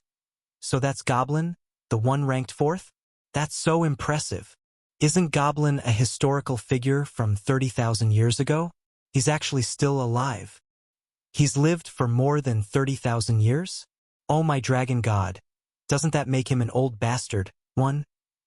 The people whispered among themselves as they engaged in wild speculation. Suddenly, a golden colossal dragon person with a pair of horns on his head squeezed into the crowd and dropped onto his knees. Grandmaster, your unfilial descendant greets the Grandmaster. Grandmaster, everyone was astonished. How audacious! Hurry and get on your knees! The golden colossal dragon person shouted furiously and sternly. The Grandmaster is the Dragon God Empire's 10th emperor, and is even one of the 5 great legendary emperors of the Dragon God Empire. The Grandmaster has already become a venerable half-deity, and is even the strongest and oldest half-deity with the most highly esteemed status among the golden colossal dragons. Why haven't all of you gotten onto your knees upon seeing the Grandmaster? The 10th Emperor? A half-deity? Greetings, Grandmaster. Greetings, Grandmaster. Greetings, Grandmaster. Upon hearing his words, a huge jolt went through everyone, and they hastily prostrated on the ground, bowing and saying their greetings loudly. Most of them were Dragon God Academy students and teachers, though there were also sightseeing tourists among them. To them, one must bow and kowtow upon seeing the Emperor, let alone when the Emperor in question was a legendary one who was also a venerable half-deity. All the more they had to kowtow. I didn't expect anyone to still remember me when such a long time has gone by. The golden-robed elderly man nodded slightly, the wrath on his features mellowing slightly. You may rise. Thank you, Grandmaster. Everyone got up one after another, looks of excitement and worship in their eyes. As students and teachers of Dragon God Academy, they didn't lack contact with saint domains. However, half-deities were the only ones that still existed only in legends, biographies, and songs to them. They had never laid eyes on one before, but now they had finally seen one. They had seen with their own eyes a living deity, an existence with the strongest combat power in heaven's vault continent. Who wouldn't be worked up? Who wouldn't worship him? Who wouldn't be excited? Goblin Frederick, 4th in the Dragon God Genius ranking? Meng Lei was the only one that didn't kneel or kowtow. He gazed at the Dragon God Genius ranking, a hint of amusement showing at the corners of his lips. If memory serves me right, you were ranked 3rd in the past, right? Why have you dropped to 4th place? All right, so it's because I've gone all the way up to 1st place. Meng Lei shook his head. How dare you? The golden colossal dragon person from before glowered at Meng Lei as he shouted furiously. There is no place for you to speak in front of the Grandmaster. Get down on your knees. Get on my knees? Meng Lei cast a glance at him. Then, a golden beam shot out, and the golden colossal dragon person's head shot into the air and left his body right away. There is no place for you to speak here. Meng Lei curled his lip disdainfully before he then turned his gaze to the golden-robed elderly man suspended in midair. You'd better give me a satisfactory explanation for your ambush on me just now. You brazen, audacious renegade.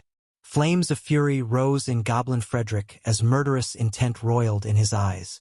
You've killed the Empire's emperor, slaughtered all the court officials, and killed more than 1,000 saint domains.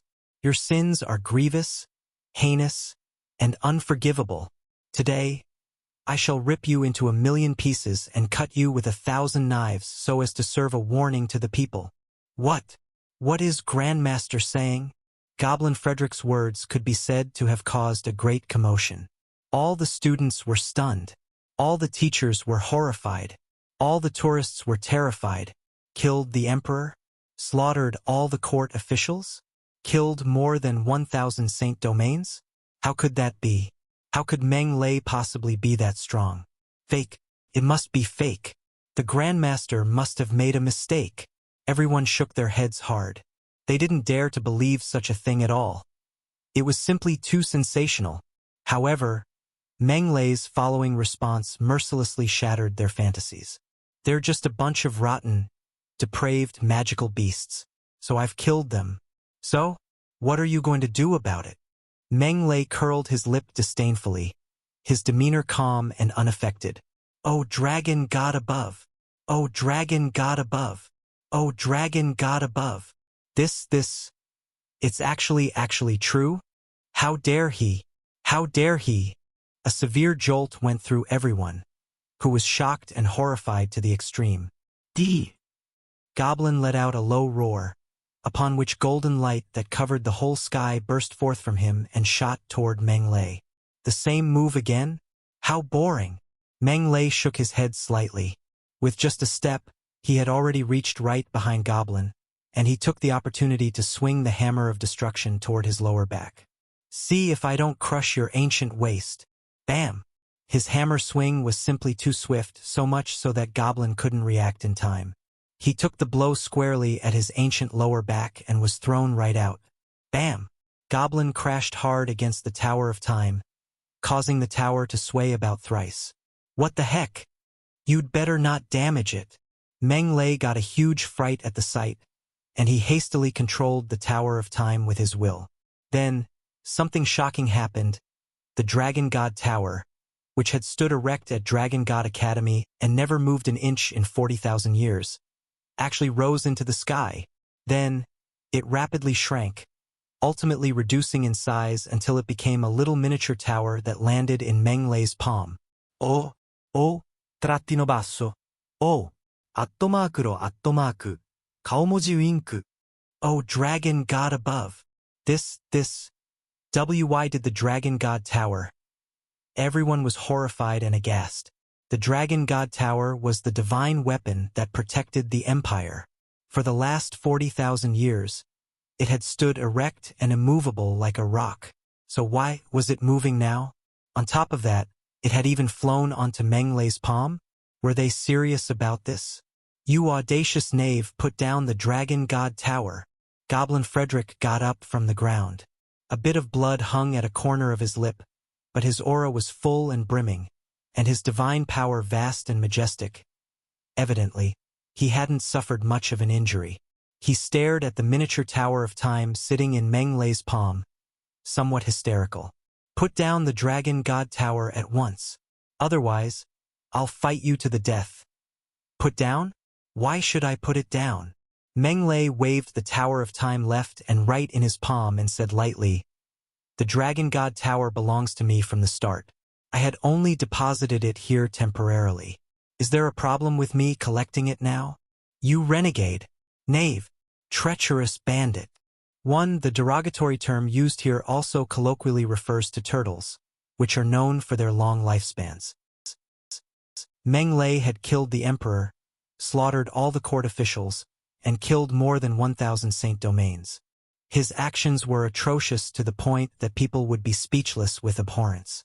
And now, he had even taken the divine weapon protecting the kingdom. Even if he were a bully, he shouldn't be going that far. Goblin roared incessantly.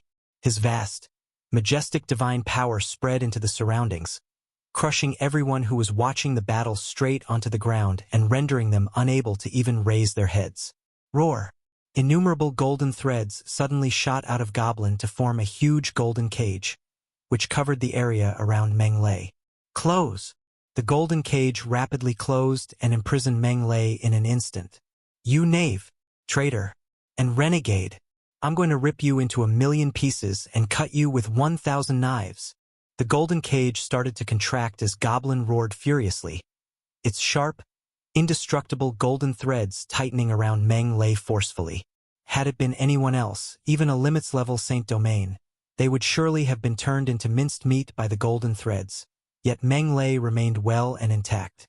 These are fully formed by metal elemental power of divinity, Meng Lei marveled. They are incredibly sharp and indestructible, but what a pity that they are just going to break. Boom! Meng Lei suddenly began to expand with great force. Amid crisp, crunching sounds, the golden threads wound around the surface of his body began to snap one by one, until all of them had broken. A look at Meng Lei revealed that they hadn't left even a single bloody scar on him. How can this be? Goblin was horrified and aghast. Is your divine body actually that strong and tough? If I didn't know a thing or two, how would I have dared to risk challenging you? Meng Lei waved the Tower of Time in his hand and said, "Didn't you want the Dragon God Tower? I'll return it to you now." Then, as his fingers closed around the Tower of Time, he swung his arm back and hurled it over. The Dragon God Tower. Overjoyed, Goblin quickly reached out to catch it, but just as he was about to catch hold of it, the Tower of Time instantly enlarged and turned from a 20 centimeters tall miniature little tower into a huge, skyscraping tower. Oh no! Goblin's countenance changed drastically at the sight. It was just a shame that it was ultimately still too late. The Tower of Time crashed into him just like how a bus would crash into an old man. Crack! Amid crisp cracks of bones snapping, blood spurted from Goblin's mouth as he was thrown back. He crashed onto the ground, causing a deep fissure to form in the ground before he finally came to a stop. Seeing how you couldn't catch it even when I've given it to you, it looks like you're ultimately not fated to own the Dragon Tower. It can't be helped then.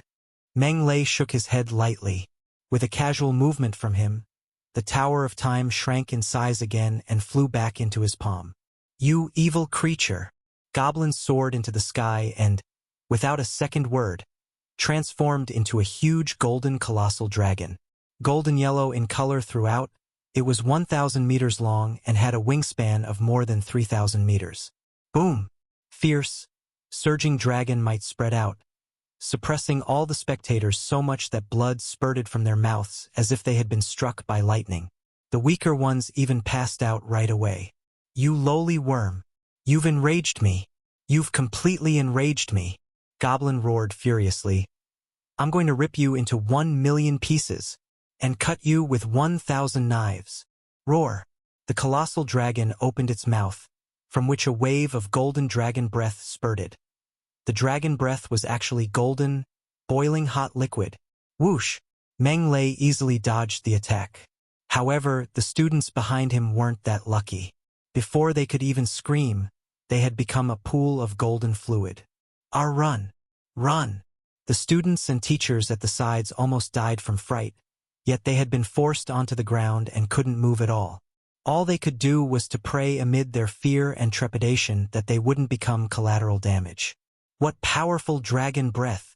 Meng Lei's eyes flashed as he kept the Tower of Time and took out the Hammer of Destruction. As they say, it doesn't fulfill propriety if one doesn't return as good as they receive. Take a swing from my hammer. He appeared behind Goblin with a flash, raised the hammer, and smashed it down ruthlessly. Meng Lei had put 50% of his power into the blow this time. Crack! With a crisp crack, a bloody hole formed, and dragon blood spilled everywhere. Goblin let out a piercing roar and swiped about with his claws as he tried to smack Meng Lei dead.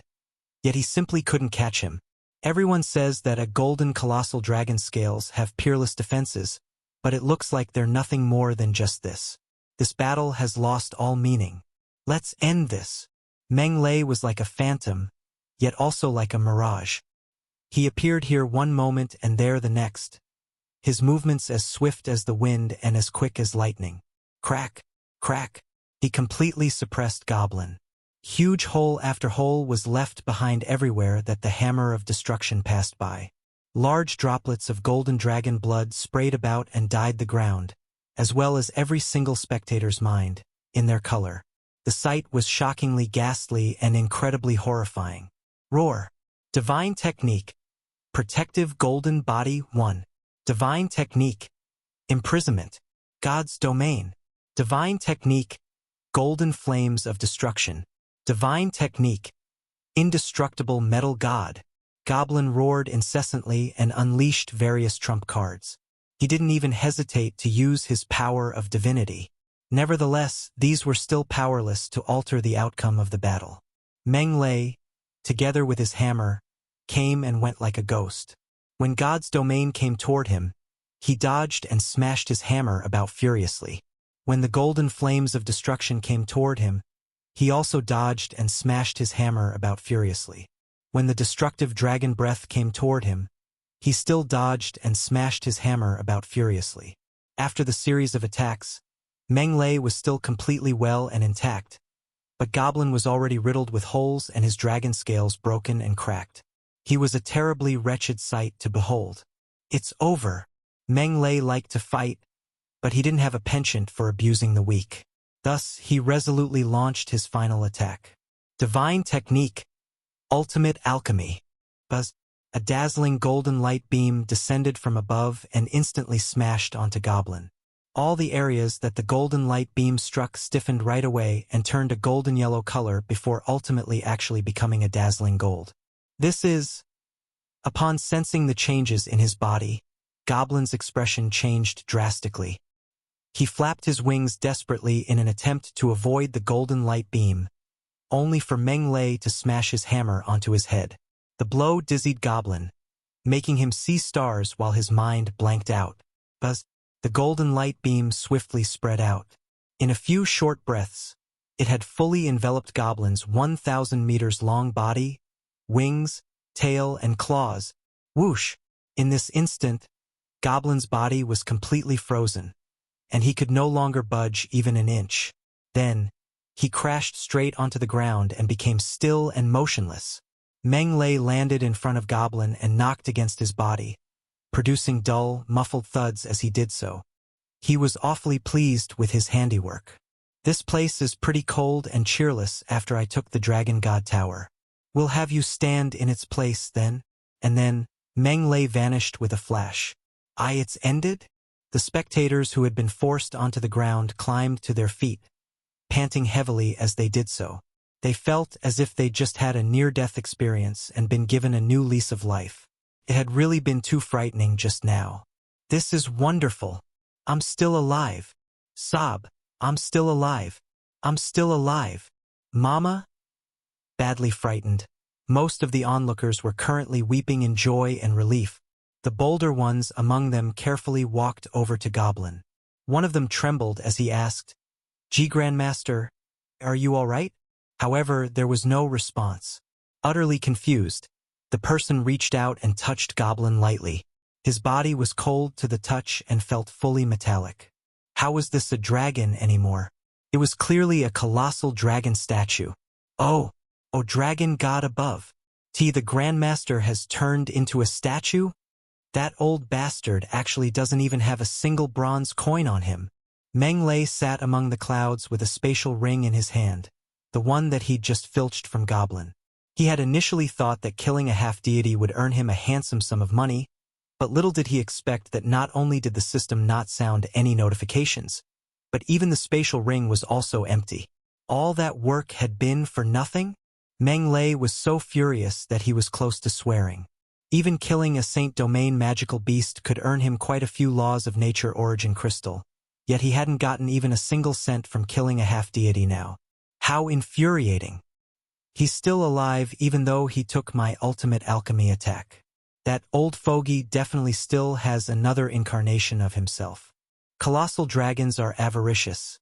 Yet that old fogey doesn't even have a single bronze coin on himself. It's probably because he didn't bring his assets out with him. A shrewd glint flashed across Meng Lei's eyes. No, I must find that old fogey's den. Just how vast would a half-deity's wealth and assets be?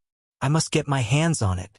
As for that old fogey's den, Meng Lei narrowed his eyes slightly. I've heard from OL President that Dragon Island is the dragon's base. The vast majority of pure-blooded colossal dragons and Saint Domain dragon people cultivate in seclusion there. That old fogey's other incarnation and his den are probably on Dragon Island. The problem is, where's Dragon Island? Meng Lei. A cool, aloof voice rang out beside him at this moment. Who is it? Meng Lei looked up abruptly to see that a pretty figure had shown up in front of him at some point. With jade-like skin and gorgeous looks, who could it be other than Abe?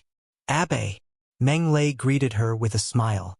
However, he suddenly realized that something didn't feel quite right. It seemed like he had just slain Frederick the 32nd. This was awkward. Meng Lei, you killed my father.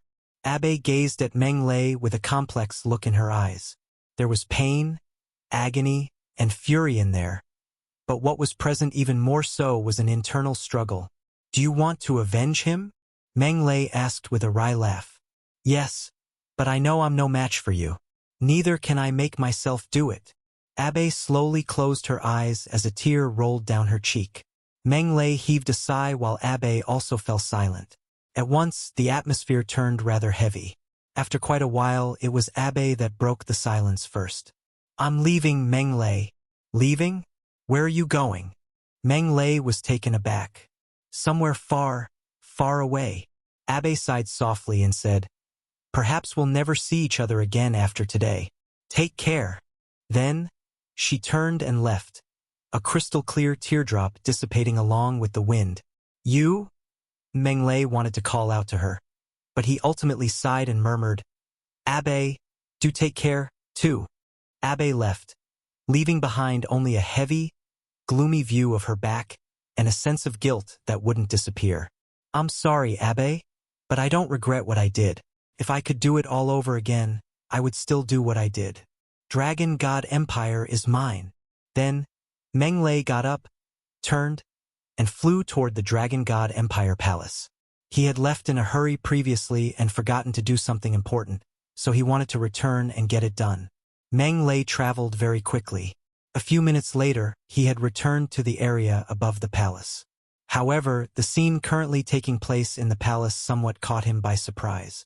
"Throw all these goddamn eunuchs out and change them all to palace maidservants. Leave the empress and all the royal consorts. Not a single one is to leave. Yes, they're mine, all mine. Leave the princesses and throw the princes out." 1. The term refers to golden Buddha statues. They numbered roughly 500 and were all saint domains. There was no lack of pinnacle-level saint domains among them. There were so many saint domains there, yet all of them were revolving around a single person and blindly following his commands. This man was Briggs. Listen up now. Briggs was dressed in dragon robes and had a crown on his head. He gave off a powerful, majestic aura as he stood proudly in the sky above the palace and overlooked the 100,000s of people prostrating on the ground. Among these 100,000s of people were princes and princesses, the empress and royal consorts, palace maidservants and eunuchs, as well as the Royal Holy Knight Order and the palace guards. From today onward, I am Dragon God Empire's newly appointed Dragon Emperor. My words are the royal decree. Those who dare defy orders will be slain at once and shown no mercy. His mighty and imposing speech resounded throughout the palace and outside it. Everyone was filled with trepidation, their hearts nervous and fearful, yet no one dared to question him. "Now I will issue my first decree." Briggs was awfully smug. He was the son of a great half-deity, and hence he had been born with a half-deity's body. Just how noble was that? Just how venerable was that? Yet he simply had no chance at the throne at all. Just how miserable was that? Just how sad was that? However, his wish had finally come true on this day. Throw all these goddamn eunuchs out and change them all to palace maidservants. Leave the empress and the royal consorts. The princes and princesses, too. Throw the princes out and leave the princesses. With that, Briggs issued his very first royal decree. Upon hearing such a near-ridiculous decree, everyone was filled with grief, fury, and indignation. Yet there was simply nothing they could do. Not only was the new emperor from Dragon Island a half-deity, but he had even brought 500 Saint Domain experts with him. With such terrifying power and overpowering might, who would dare defy him? Who would dare challenge his authority? "Have all of you heard my decree loud and clear?" Briggs shouted coldly, his voice like the rolling thunder. "Yes, we heard you loud and clear, Your Majesty," everyone hastily replied aloud. "Great! Get down to it, then." With a big wave, Briggs ordered, "Everyone may disperse, but the Empress is to stay. By the way, order the Imperial Kitchen to make me a few light dishes. I'm hungry." "Yes, Your Majesty." As though they had just been granted amnesty, everyone dispersed and left, leaving behind only a gorgeous, dignified, and graceful young lady still on her knees. It was the Empire's Empress and the palace's previous female master. Briggs' gaze swept across the Empress, and he licked his lips. Then, to the 500 Saint Domains behind him, he ordered, "You're dismissed." "Yes, Your Majesty." "Who's that guy?" Meng Lei stood among the clouds, currently extremely displeased. He had fought so hard and so desperately, only to receive not even a single cent. And now someone had snatched his throne, too. Does justice still exist? Is there still any law and order? Meng Lei couldn't help but break into a loud rant. Who is it? A cold shout rang out. Several figures instantly arrived at where he was and surrounded him. They've discovered me? Meng Lei was a little startled. Who are you? Why are you hiding here and sneaking around here? A muscular, 2 meters tall golden colossal dragon person with firm muscles all over his body barked fiercely at him. Sneaking around? Are you blind? Am I sneaking around? Meng Lei was displeased. I'm openly standing here, all right? How audacious! With a snort of displeasure, the golden colossal dragon person ordered, "Arrest him, and hand him over to His Majesty for further instructions." Yes, Lord Clement. Then, a few dragon people charged toward Meng Lei, who didn't resist and instead allowed them to arrest him and bring him over to Briggs. Who's that? Asked Briggs casually after he cast a glance at Meng Lei. Then, he continued to ogle at the beautiful Empress, the look in his eyes openly lustful. He was just a step short of salivating. He's probably a random Saint Domain passing by, replied Clement, the golden colossal dragon person, respectfully. Just kill him then. Briggs waved dismissively, completely disinterested in Meng Lei. Yes, Your Majesty, replied Clement. Then, with a wave, he ordered, bring him a little further away and kill him. Yes, sir. Let me go. Let me go. Your Majesty, you can't kill me. You can't kill me. Extremely horrified and fearful, Meng Lei began to wail at the top of his lungs like a big fat pig whose arms and legs had been caught, its tail grasped, and its mouth gagged. His screams and shouts were hoarse and heart-wrenching. I'm your great benefactor. If not for me, would you have the chance to become the Emperor? If not for me, you'd still be a magical beast on Dragon Island. You can't repay my kindness with enmity and kill your great benefactor. With a slight frown, Briggs' sharp, blade-like gaze fell on Meng Lei, and he asked, What are you talking about?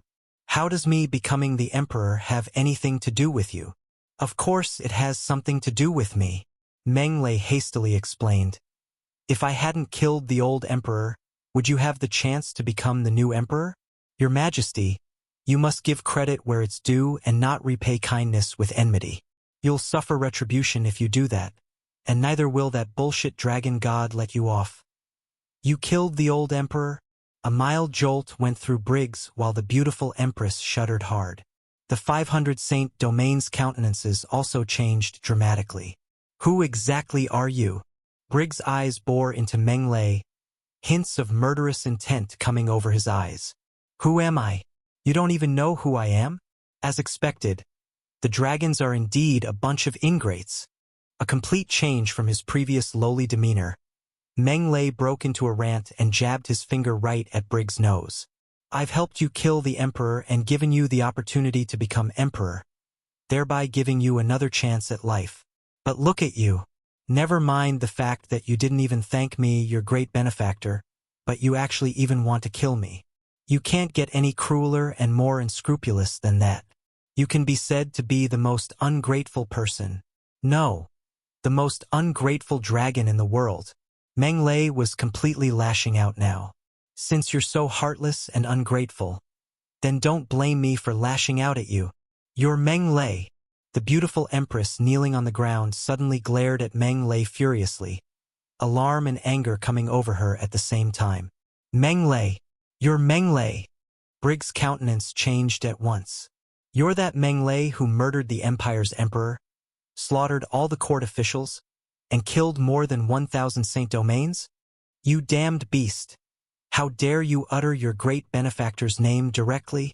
You're a perverse one, indeed. Meng Lei held his hands behind his back as he declared, Today, I shall rid the world of an evil and slay a wicked dragon like you. Haven't you been killed by father? Why are you here? Briggs had a horrified look in his eyes. Father? Surely you can't be talking about that old bastard goblin. Meng Lei said dispassionately, If it's him that you're talking about, then sorry, but I've already killed him. What?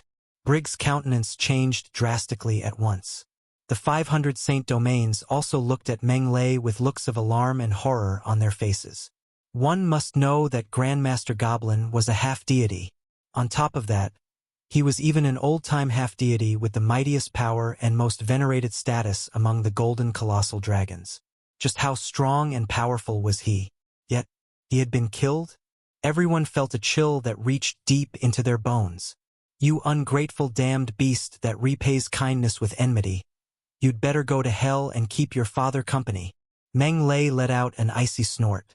Then his palm smacked toward Briggs. Hell! With a flash, Briggs instantly dodged Meng Lei's attack. Then, he transformed into a 3,000 feet long golden colossal dragon. Run! I must escape from here immediately. Briggs flapped his wings and immediately made a run for it. He didn't harbor any thoughts of avenging his father at all, merely wishing that he'd been born with another 2 legs. Revenge? Oh my goodness! Meng Lei had killed even his half-deity father, Goblin. How was a second-generation half-deity like him going to be his match? He'd better just hurry and flee. Run! Meng Lei laughed and took a step forward. The next second, he appeared bizarrely above Briggs and stepped onto his head. Damned beast! Where do you think you're going instead of obediently waiting to be slain by me? Roar! Briggs came to a sudden stop and pleaded in a quivering voice. Sir, please spare my life. The one that wants to kill you is Goblin. It has nothing to do with me. Goblin? Is it really all right for you to address your father directly by his name like that? Meng Lei's brows knitted together slightly. For daring to assassinate you, that knave Goblin is too bold and impudent, perverse, unforgivable, heinous to the extreme, and deserves to die for his crimes. A trembling Briggs went on. It's a disgrace to have a father like him. I've long wanted to sever ties with him and draw a clear line between the two of us. You can verify the authenticity of my claims. Oh, underscore? Oh? Meng Lei was flabbergasted. Why does someone as shameless and thick-skinned as you even exist in this world? I'm embarrassed to associate with you. You'd better just die. Then, the god-slaying spear shot out of nowhere and instantly pierced through Briggs' head. Ding! 1 golden colossal dragon killed. 891 laws of nature origin crystals gained. A system notification sounded in a timely manner. That guy doesn't have a divine incarnation? Meng Lei was slightly taken aback and somewhat surprised. Judging from Briggs' size and aura, he was indeed a half-deity. Meng Lei had initially thought that he wouldn't be able to completely kill him with just 1 strike. Little did he expect that he would. What a surprise! What he didn't know was that Briggs had been born after Goblin had broken through to half-deity status. Though born with a half-deity's body, his comprehension of laws of nature was actually incredibly poor. Over the last 20,000-odd years, all Briggs had comprehended was just the golden colossal dragon's inborn laws of nature, metal elemental laws of nature. As he held no aptitude for comprehending laws of nature, he had no need to split his divine spirit. As a result, he didn't own any incarnations at all. Without an alternate incarnation, he naturally died with 1 hit. What a pleasant surprise! With a wave of his arm, Meng Lei stored Briggs' carcass into the Tower of Time. He was currently just a teenage god-slaying rat and needed to nourish himself well. Half-deity golden colossal dragon meat would make a pretty good snack. He's come over. Quick! Run! Split up and run! The 500 Saint Domains had witnessed in entirety Meng Lei killing Briggs. They had long since been frightened out of their wits, so they tried to run at once. Divine technique! Ultimate alchemy! Whoosh, whoosh, whoosh! 500 golden light beams, not 1 more and not 1 less, descended from above and landed on them with pinpoint accuracy. Buzz! Power of divinity erupted and instantly turned 500 fully alive Saint Domains into 500 statues, and they became completely still. Another 2,800 laws of nature origin crystals gained. Not bad, not bad. Highly satisfied with his gains, Meng Lei then came up to the Empress with a flash. What do you want? Fear had caused blood to drain from the Empress' face and her legs to shake uncontrollably a long time ago. At the sight of Meng Lei, she almost wet herself in fear. Answer 2 questions for me. Meng Lei held up 2 fingers. The first, where's the Imperial Treasury? And the second, where's Dragon Island? And no, I can't. Her pride as the Empress of an empire barely managed to sustain the Empress and prevent her from wetting herself in fear. She said, the Imperial Treasury is an important place. Whoosh! A golden light beam shot forth and instantly sliced apart the phoenix crown on the Empress' head, frightening her so badly that she collapsed onto the ground. Slush! A murky yellow liquid began to flow, and to flow. Chapter 209, Assimilating Laws of Nature, a Fallen Angel. In general, no matter what kind of plane it was, as long as it was incomplete, then one could call them half-planes. Dragon God Empire's Imperial Treasury and the Dragon's Base, Dragon Island, were located in 2 half-planes. Their locations were extremely obscure, and only the Empire's high-ranking officials knew about them. I'll go to the Imperial Treasury first. Meng Lei didn't dally.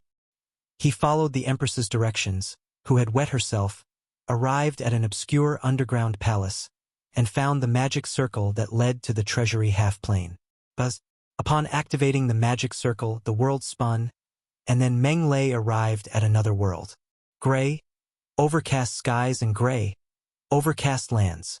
No magic elements present, incomplete laws of nature, and barely any air.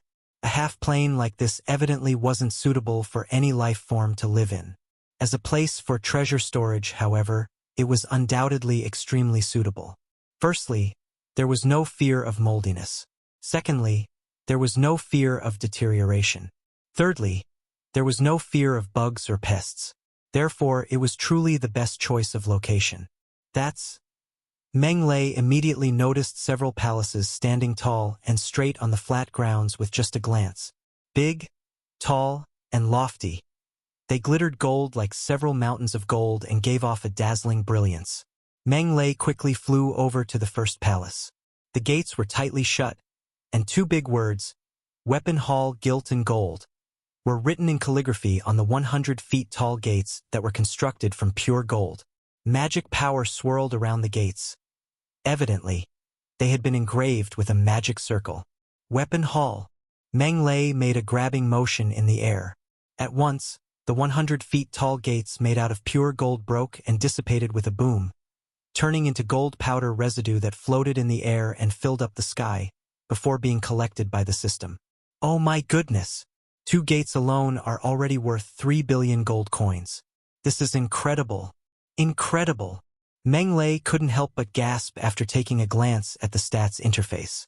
Just the gates alone were already this extravagant, let alone the contents within. He quickly walked into the weapon hall, which was separated into 2 sub-halls, the Saint Domain-level Magic Devices Hall and the Half-Divine Weapon Hall. Upon entering the Saint Domain-level Magic Devices Hall, what filled his sight were sabers, spears, swords, halberds, axes, rods, and staffs. There was a dazzling array of weapons and contained everything one could possibly think of. Filled with magic power and the fluctuations of elements, every one of them was a Saint Domain-level magic device. Apart from these were dozens of spatial rings. He picked up a random one to discover that it was actually a spatial ring with an extra-large space inside that spanned as wide as over 1,000 cubic meters. If I were to auction this off, surely it can fetch at least a few dozen billions? Meng Lei clicked his tongue in wonder as he remarked, "What a shame that it was actually kept in here as part of a collection. Collect! Collect! Collect!" There was no reason why he should let any of them off with so much good stuff here, of course. By the time Meng Lei walked out of the Saint Domain-level Magic Devices Hall, it was already all empty inside. He didn't leave behind even the feather duster meant for cleaning off dust, let alone a magic device. Even the feather duster's handle was forged from pure gold and was very much precious and valuable.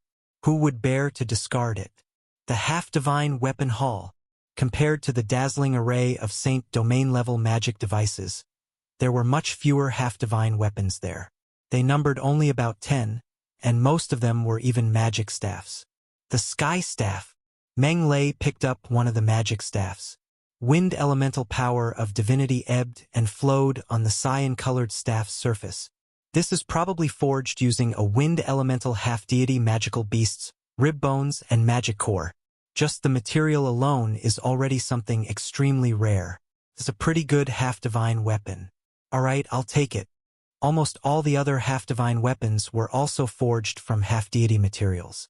Were they to be auctioned off, they would definitely fetch a frighteningly high astronomical price. Collect. After exiting the weapon hall, Meng Lei didn't spare even the palace itself that was made out of pure gold. The palace fell apart with a snap of his fingers and turned into golden sand that filled up the sky before being collected by the system. Just the palace alone is worth 1 trillion gold coins. The dragons are really too goddamn extravagant. Then he came to the second palace. Laws of Nature Origin Crystal Hall.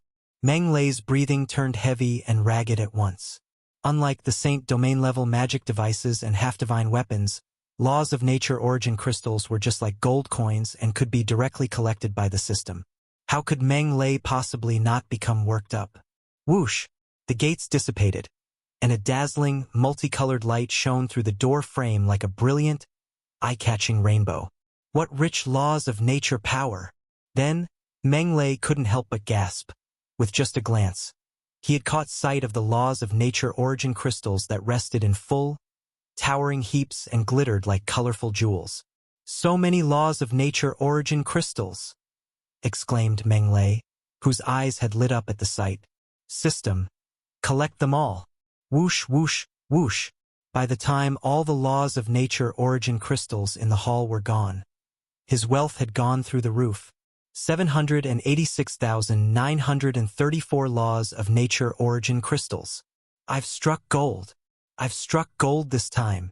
Meng Lei raised his head and burst into loud laughter. Ha ha! It feels like I'm gonna earn big this time. It's just a shame that there are so many riches here. Yet I can't use them to buy credit. Operating by the principle that every little bit counted, Meng Lei similarly didn't spare the hall made out of pure gold, either, and earned a pretty little sum out of it. The third hall was the Elemental Crystals Hall. Elemental crystals were the product of crystallized magic elements. They weren't as rare as Laws of Nature Origin crystals, but they were treasures that could quickly boost a magician's magic power, hence making them highly valuable and fairly precious. The key here was that the sheer number of elemental crystals in the hall was exaggeratedly huge. Piled together in the palace just like mounds of sand, they amounted to more than just 10,000 tons. The only thing considered a shame was that the system didn't recognize elemental crystals. Hence, they couldn't be directly collected by it. What a pain. After he collected all the elemental crystals, Meng Lei headed to the fourth palace, the Rare Magic Materials Hall. Although Meng Lei hadn't come into much contact with magic materials before, there were nonetheless simply too many areas where they were needed, such as crafting magic staffs, making magic potions, inscribing magic circles, doing magic experiments. As a result, the magic materials industry had become one of Dragon God Empire's pillar industries. The tax revenue they brought to Dragon God Empire was far more than just 1 trillion gold coins. And now, inside the palace in front of Meng Lei was packed to the brim with various rare and valuable materials. Every one of them could fetch an astronomical price in an auction. These also can't be converted into cash, but I can eat some as snacks. And then he packed them all up and took them with him. The last palace was a storage area for special artifacts.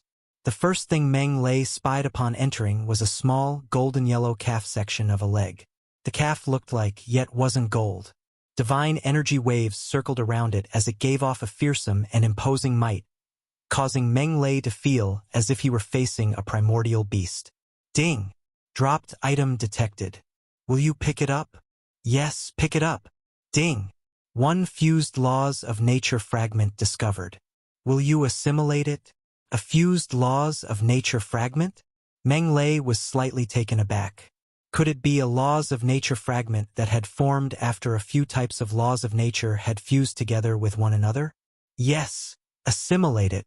Boom! At once, an enormous wave of information flooded his mind, It was actually information about a new type of laws of nature that had formed after two entirely different types of laws of nature had perfectly fused with each other. The first type represented vitality and thriving growth. This was wood elemental laws of nature. The other type represented steadfast reliability, where those of great virtue could undertake major, significant tasks. This was earth elemental laws of nature.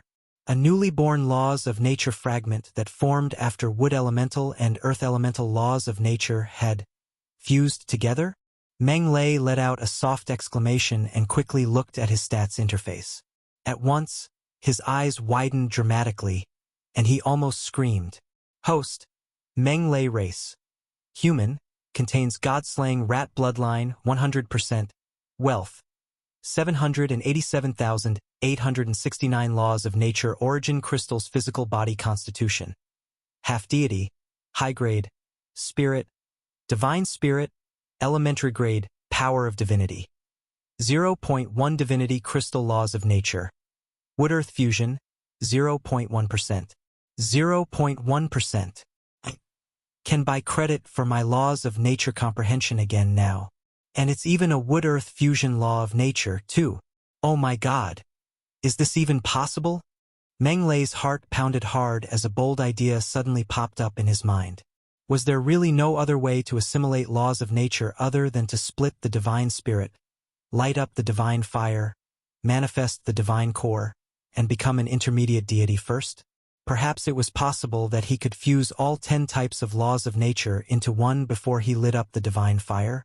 It's possible. The likelihood definitely exists, but only on the condition that I can get my hands on more fusion laws of nature fragments first. This way, I'll be able to buy credit for other types of fusion laws of nature fragments too. Meng Lei exhaled a long breath of air. His gaze involuntarily fell onto the calf. For it to drop a fusion laws of nature fragment, the owner must have been at least an intermediate deity. An intermediate deity's calf. No wonder it gives off such powerful might. The second item was a golden skull. Like the calf, divine energy waves also circled around it while power of divinity fluctuated around it. It was probably also a true god's skull. Unfortunately, nothing dropped from it this time. The third item was a pair of wings that strongly resembled a butterfly's. They were paper-thin and crystal clear, yet incredibly soft and pliable.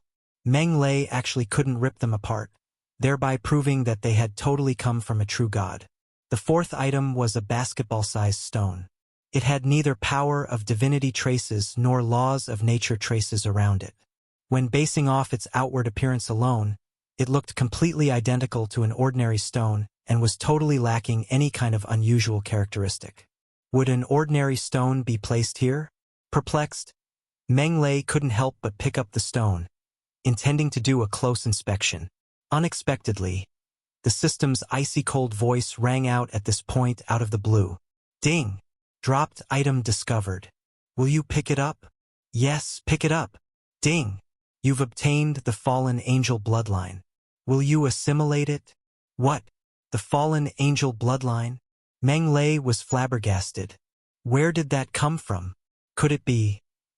Meng Lei's gaze couldn't help but fall onto the unremarkable stone. There was no way the system would pick up the fallen angel bloodline for no reason. The only possibility was, the moment the thought occurred to him, Meng Lei quickly released his divine will and shrouded the stone in it in an attempt to get to the bottom of things. The strange thing was that the moment his divine will came into contact with the stone, it was immediately deflected by a peculiar energy and couldn't go into it at all. As expected, there's something strange about this. Meng Lei promptly returned to the Tower of Time. Wake up, Dodola! Snore. Dodola was currently fast asleep on the soft fields. A crystal-clear drop of liquid was even hanging at the corner of its mouth.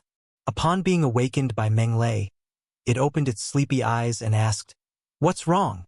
Do you recognize this?"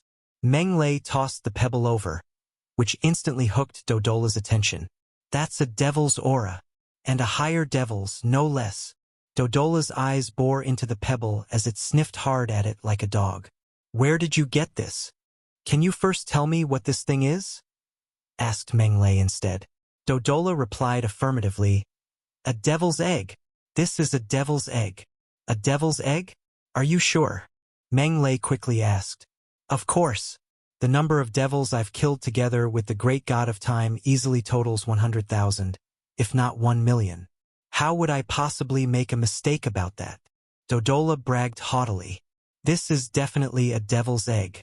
On top of that, it's undoubtedly a higher devil's, too. There's no way I'll make a mistake. A devil's egg? No wonder. Realization dawned upon Meng Lei. Since you're so impressive, then why don't you tell me what type of devil this egg comes from? This? Let me take a look. Dodola peered at it. It's probably been sealed, so I can't tell. Hee hee. You're lost, aren't you? Meng Lei chuckled smugly. Look at you acting as if you know. Dodola rolled its eyes. If I'm not wrong, this is probably a fallen angel's egg. What? A fallen angel? Dodola's eyes bore into Meng Lei. Yes, of course. Meng Lei was very certain of it. If it really is a fallen angel, then you'd better hurry and kill it. Dodola's eyes narrowed as it said, that thing will only bring endless calamity if you keep it. Is it that bad? Asked Meng Lei, who was slightly taken aback by Dodola's statement. You don't understand the fallen angels. Dodola rolled its eyes at Meng Lei as it said, the god-slaying rat bloodline in you is a monstrous one, right? The fallen angel doesn't lose out to it in any way. A two-winged fallen angel rivals a half-deity. A four-winged fallen angel rivals a lesser deity. A six-winged fallen angel rivals an intermediate deity. An eight-winged fallen angel rivals a higher deity. And a 16-winged fallen angel rivals a deity of great perfection. The god-slaying rat bloodline may be strong and powerful, but it has neither ever achieved great perfection nor dominated the void, much less own its own private territory. However, the fallen angels possess all of that. The fallen angels dominate the demon realm, which is one of the three great devil high-end existential planes. They rule over and own innumerable material planes and elemental planes. The void is full of traces of them. There are a great number of great perfection-level experts among the fallen angels. In fact, they've even produced chief gods before. Dodola looked at Meng Lei as it asked, do you still find the fallen angels average and mediocre now? Are the fallen angels actually that powerful? Meng Lei was rather dumbstruck. Duh, of course. Dodola said dryly. The deity alliance has been fighting the devils over the last millions of years. Fallen angels, as one of the devil's main fighting forces, have killed innumerable deities. How would they possibly be weaklings? I see. Meng Lei's eyes gleamed shrewdly as he gazed at the unremarkable pebble. So, that means that there's a big, fearsome demon developing inside this? Dodola nodded slightly and replied, you'd best think of a way to kill it. Leaving it around is ultimately still a risk. It doesn't benefit you in any way. No, that's not what I think. A shrewd glint flashed across Meng Lei's eyes as he said, since it possesses such fearsome potential, why not hatch it and groom it into a superbly strong fighter? Groom a fallen angel? Dodola received a huge fright. What the heck? You sure dream big. Do you know what you're in for once someone discovers that? All the deities in the void will isolate you. Millions of devils will regard you with animosity. There'll be no place for you in both good and evil. How are you going to fit in the future? Who can be that bothered with what happens in the future? Meng Lei, who didn't agree with Dodola's views, waved it off and said, tell me how I should hatch it, Dodola. You're simply too impressive. I hope you won't regret this. Dodola then said with a light snort, if you want to hatch it, you'll have to remove its seal first. That seal is unbearably crude, so it's likely a half-deity's handiwork. Undoing it shouldn't be difficult. Don't dirty my bed. Let's go to the 96th level instead. The 96th level was a dim and dark blood-red world with blood-red ground, blood-red plants, and a blood-red full moon in the blood-red skies. The place was bloody and sinister, dead silent and terrifying. The dark elements on this level are extremely rich and suit the fallen angel. You can place it here. All right, as the seal was a half-deity's handiwork, undoing it didn't pose much of a difficulty to Dodola. Crack, crack. Several thin cracks appeared on the pebble's surface as the seal broke before they swiftly spread all over the pebble. Whoosh! Numerous blood-red rays of light shone through the cracks, and then it exploded with a loud boom. Voila! A large egg with a blood-red pattern and shining with a blood-red glow appeared before Meng Lei's eyes. An evil, demonic aura full of decay and depravity emanated into the surroundings, giving Meng Lei an extreme sense of discomfort. But, at the same time, the life form inside the egg also seemed to sense the presence of dark elements in the surroundings and began to absorb them. To think it's actually still alive despite being sealed for so many years. This vitality sure is strong. Only a scant few higher devils like the fallen angels and so on can possess such strong vitality. Dodola took in the feeling closely, and then it suddenly asked, "By the way, how did you know that it's a fallen angel?" "It was a random guess." Meng Lei gave a patronizing response to shut Dodola up, and then he asked, "How do I hatch it?" Although Dodola was rather dissatisfied with his answer, it nevertheless still replied, "The seal had shut out the circulation of magic elements. Now that it's been removed, it'll continue to mature on its own. You just need to wait patiently." However what?" asked a puzzled Meng Lei. "I'd suggest that you immediately form a blood pact with it and turn it into your slave," Dodola explained. "By the time it hatches, whether or not you can even defeat it would become a problem itself." "That makes sense." Meng Lei agreed wholeheartedly with Dodola. The reason why he dared to enter an equal contract with Little Gold and Teddy was that he had the confidence to subdue them if necessary. But this wasn't the case for the fallen angel. Not only was it born a half-deity, but it was even an evil devil. Turning it into his slave was the most suitable course of action. "By the way, what's a blood pact?" Meng Lei asked as he scratched his head, somewhat embarrassed. "I'm gonna faint." Dodola was rendered speechless. "Seeing how you were so agreeable to the suggestion and how you'd agreed wholeheartedly with it, I thought that you knew about the blood pact. So you were just putting on a show." Blood pacts weren't difficult to learn. Meng Lei mastered it immediately after Dodola went through it with him once. Meng Lei bit his finger and made a cut before squeezing out a few drops of blood. Then, using his finger as a pen, his blood as ink, and the laws of nature as a catalyst, he inscribed a magic circle. A blood-packed magic circle, which looked like messy, illegible drawings, covered the surface of the egg. Following the magic circle's activation, the messy drawings turned into a blood-red glow that seeped into the egg. The next moment, Meng Lei immediately felt a hint of an intimate connection with the tiny life form in the egg. He could completely feel that tiny life form's pulse, heartbeat, its desire for dark elements, as well as its instinctive desire to hatch and break out of the egg. "This is so amazing." With a wave, Meng Lei brought out the elemental crystals that he'd just collected. Then, he picked out the dark elemental ones and piled them around the fallen angel egg. "So many elemental crystals." Dodola was rather impressed. "Not bad. You're much richer than most typical native half-deities. I just ransacked the Dragon God Empire's treasury." Meng Lei burst into laughter. "You know what I mean. No wonder." A laughing Dodola said, "Since you have so many dark elemental crystals, you can set up a magical energy-gathering magic circle and accelerate the incubation process." "A magical energy-gathering magic circle?" A look of confusion came over Meng Lei's features. "You don't know this either?" A magical energy-gathering magic circle was set up in no time. Upon activating the magic circle, the dark elements within several hundred kilometers of where they were swiftly converged in their direction and surged toward the fallen angel egg in the center of the magic circle. The blood-red patterns on the surface of the egg became even brighter and more bewitching. As though crimson-red blood vessels, they started to absorb the dark elements in the surroundings even more fervently. "That's good enough." Dodola flapped its tiny little wings and said, "With the nourishment of such rich dark elements, it should be able to hatch very soon. Hopefully." Meng Lei was looking forward very much to it, too. "But you must take note of something," Dodola suddenly warned.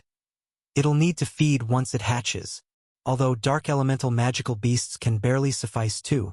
the best choice of food for it is still devils. It'll need to feed on devils? Meng Lei was dumbfounded. Dodola explained, devils are different from deities. The fastest way for them to boost their combat power is to devour other devils. High-grade devils are the best options. Where am I supposed to find devils for it to feed on? Meng Lei was lost for words at once. He didn't even have more than a few dark elemental magical beasts at hand, let alone devils? What kind of joke was this? You can do some research on Dead Souls magic or devil magic when you're free. It should be of some use, suggested Dodola before it vanished into thin air. Dead Souls magic? Devil magic? Aren't those already lost arts? Mumbled Meng Lei to himself. Never mind. I'll think about it again when I'm out. Then, Meng Lei returned to the outside world and continued to look through the items. The fifth item was an amber-like sapphire with a blue-haired, fairy-like little human figure inside. As though a work of art, the human figure looked vivid and real. Upon picking it up, Meng Lei sensed rich water elemental power of divinity energy fluctuations. What's that tiny little human inside? Surely it isn't someone who's still alive and sealed inside again? Never mind. I'll just take it with me first. Just like that, Meng Lei looked through the items one by one. A vast majority of the items were related to true gods and contained rich power of divinity energy fluctuations, making them invaluable treasures. What a waste of all these treasures. I can't turn them into cash. Meng Lei felt terribly helpless. These things were undoubtedly precious and valuable, but the problem was, would mortals spend big money to purchase them? Even if they wanted to, they might not even be able to afford them. Forget it. I'll just take them with me for now. The rewards are indeed handsome. After leaving the treasury existential plane, Meng Lei headed toward Dragon Island while taking inventory of his newest gains along the way. Aside from the laws of nature origin crystals and gold that had been converted into cash, what he had gained the most were various treasures, a great number of Saint Domain magic devices and half-divine weapons, a vast amount of elemental crystals and rare materials, as well as dozens of true god artifacts. What huge earnings! However, to Meng Lei, the most precious item he'd gotten was none other than the fusion laws of nature fragment. Meng Lei was in incredibly high spirits the moment he looked at the 0.1% behind the Wood-Earth fusion laws of nature on his stats interface. Now that he had reopened the credit-buying doors to comprehending laws of nature, how could he possibly not be overjoyed? Meng Lei asked, "System, how much does it cost to boost my Wood-Earth laws of nature assimilation rate?" Ding! Raising Wood-Earth laws of nature assimilation rate by 1% costs 100,000 laws of nature origin crystals. 100,000 laws of nature origin crystals. Meng Lei couldn't help but gasp, almost wetting himself in shock. How much were 100,000 laws of nature origin crystals? That was 1,000 power of divinity droplets, or 10 divinity crystals. Raising it by 1% required 10 divinity crystals? Who could afford that? Meng Lei cast a glance at his wealth, 787,869 laws of nature origin crystals. I'd thought myself rich just a moment ago, but in the blink of an eye. Meng Lei let out a wry laugh. Raising it by just 1% already required 100,000 laws of nature origin crystals. Wouldn't that mean that 100% would require 10 million laws of nature origin crystals? What about assimilating 10 types of laws of nature, then? How much would that cost? Assimilation? To hell with assimilation. Meng Lei cursed inwardly. Even if I use all my wealth for limitless pickups, I'll never use it to buy credit for laws of nature assimilation. Never mind, system. Do 100 limitless pickups for me first. Whoosh! His wealth instantly shrank by 100 laws of nature origin crystals. Ding! Assimilation successful. You have obtained Anna the barmaid's underwear. Ding! Assimilation successful. Host's wealth plus 100 gold coins. Ding! Assimilation successful. You have obtained a broadsword. Ding! Assimilation successful. You have obtained a pair of leather boots from Baturu the dwarf. Ding! Assimilation successful. You have obtained a fire elemental laws of nature fragment. Will you assimilate it? Ding. Assimilation successful. You have obtained a blue heart herb. Ding. Assimilation successful. Host spirit plus 666. Ding. Assimilation successful. You have obtained a great earth bear's paw. Ding. Assimilation successful. You have obtained old Jack's walking stick. Oh. What the F asterisk CK? What are all these? Ding. Assimilation successful. You have obtained a pair of unicorn wings. Ding. Assimilation successful. You have obtained the fallen Titan bloodline. Will you assimilate it? Ding. Assimilation successful. You have obtained a ferro tungsten ironwood staff. Ding. Assimilation successful. You have obtained the innate special ability teleport. Will you assimilate it? Ding. Assimilation successful. Wait a moment.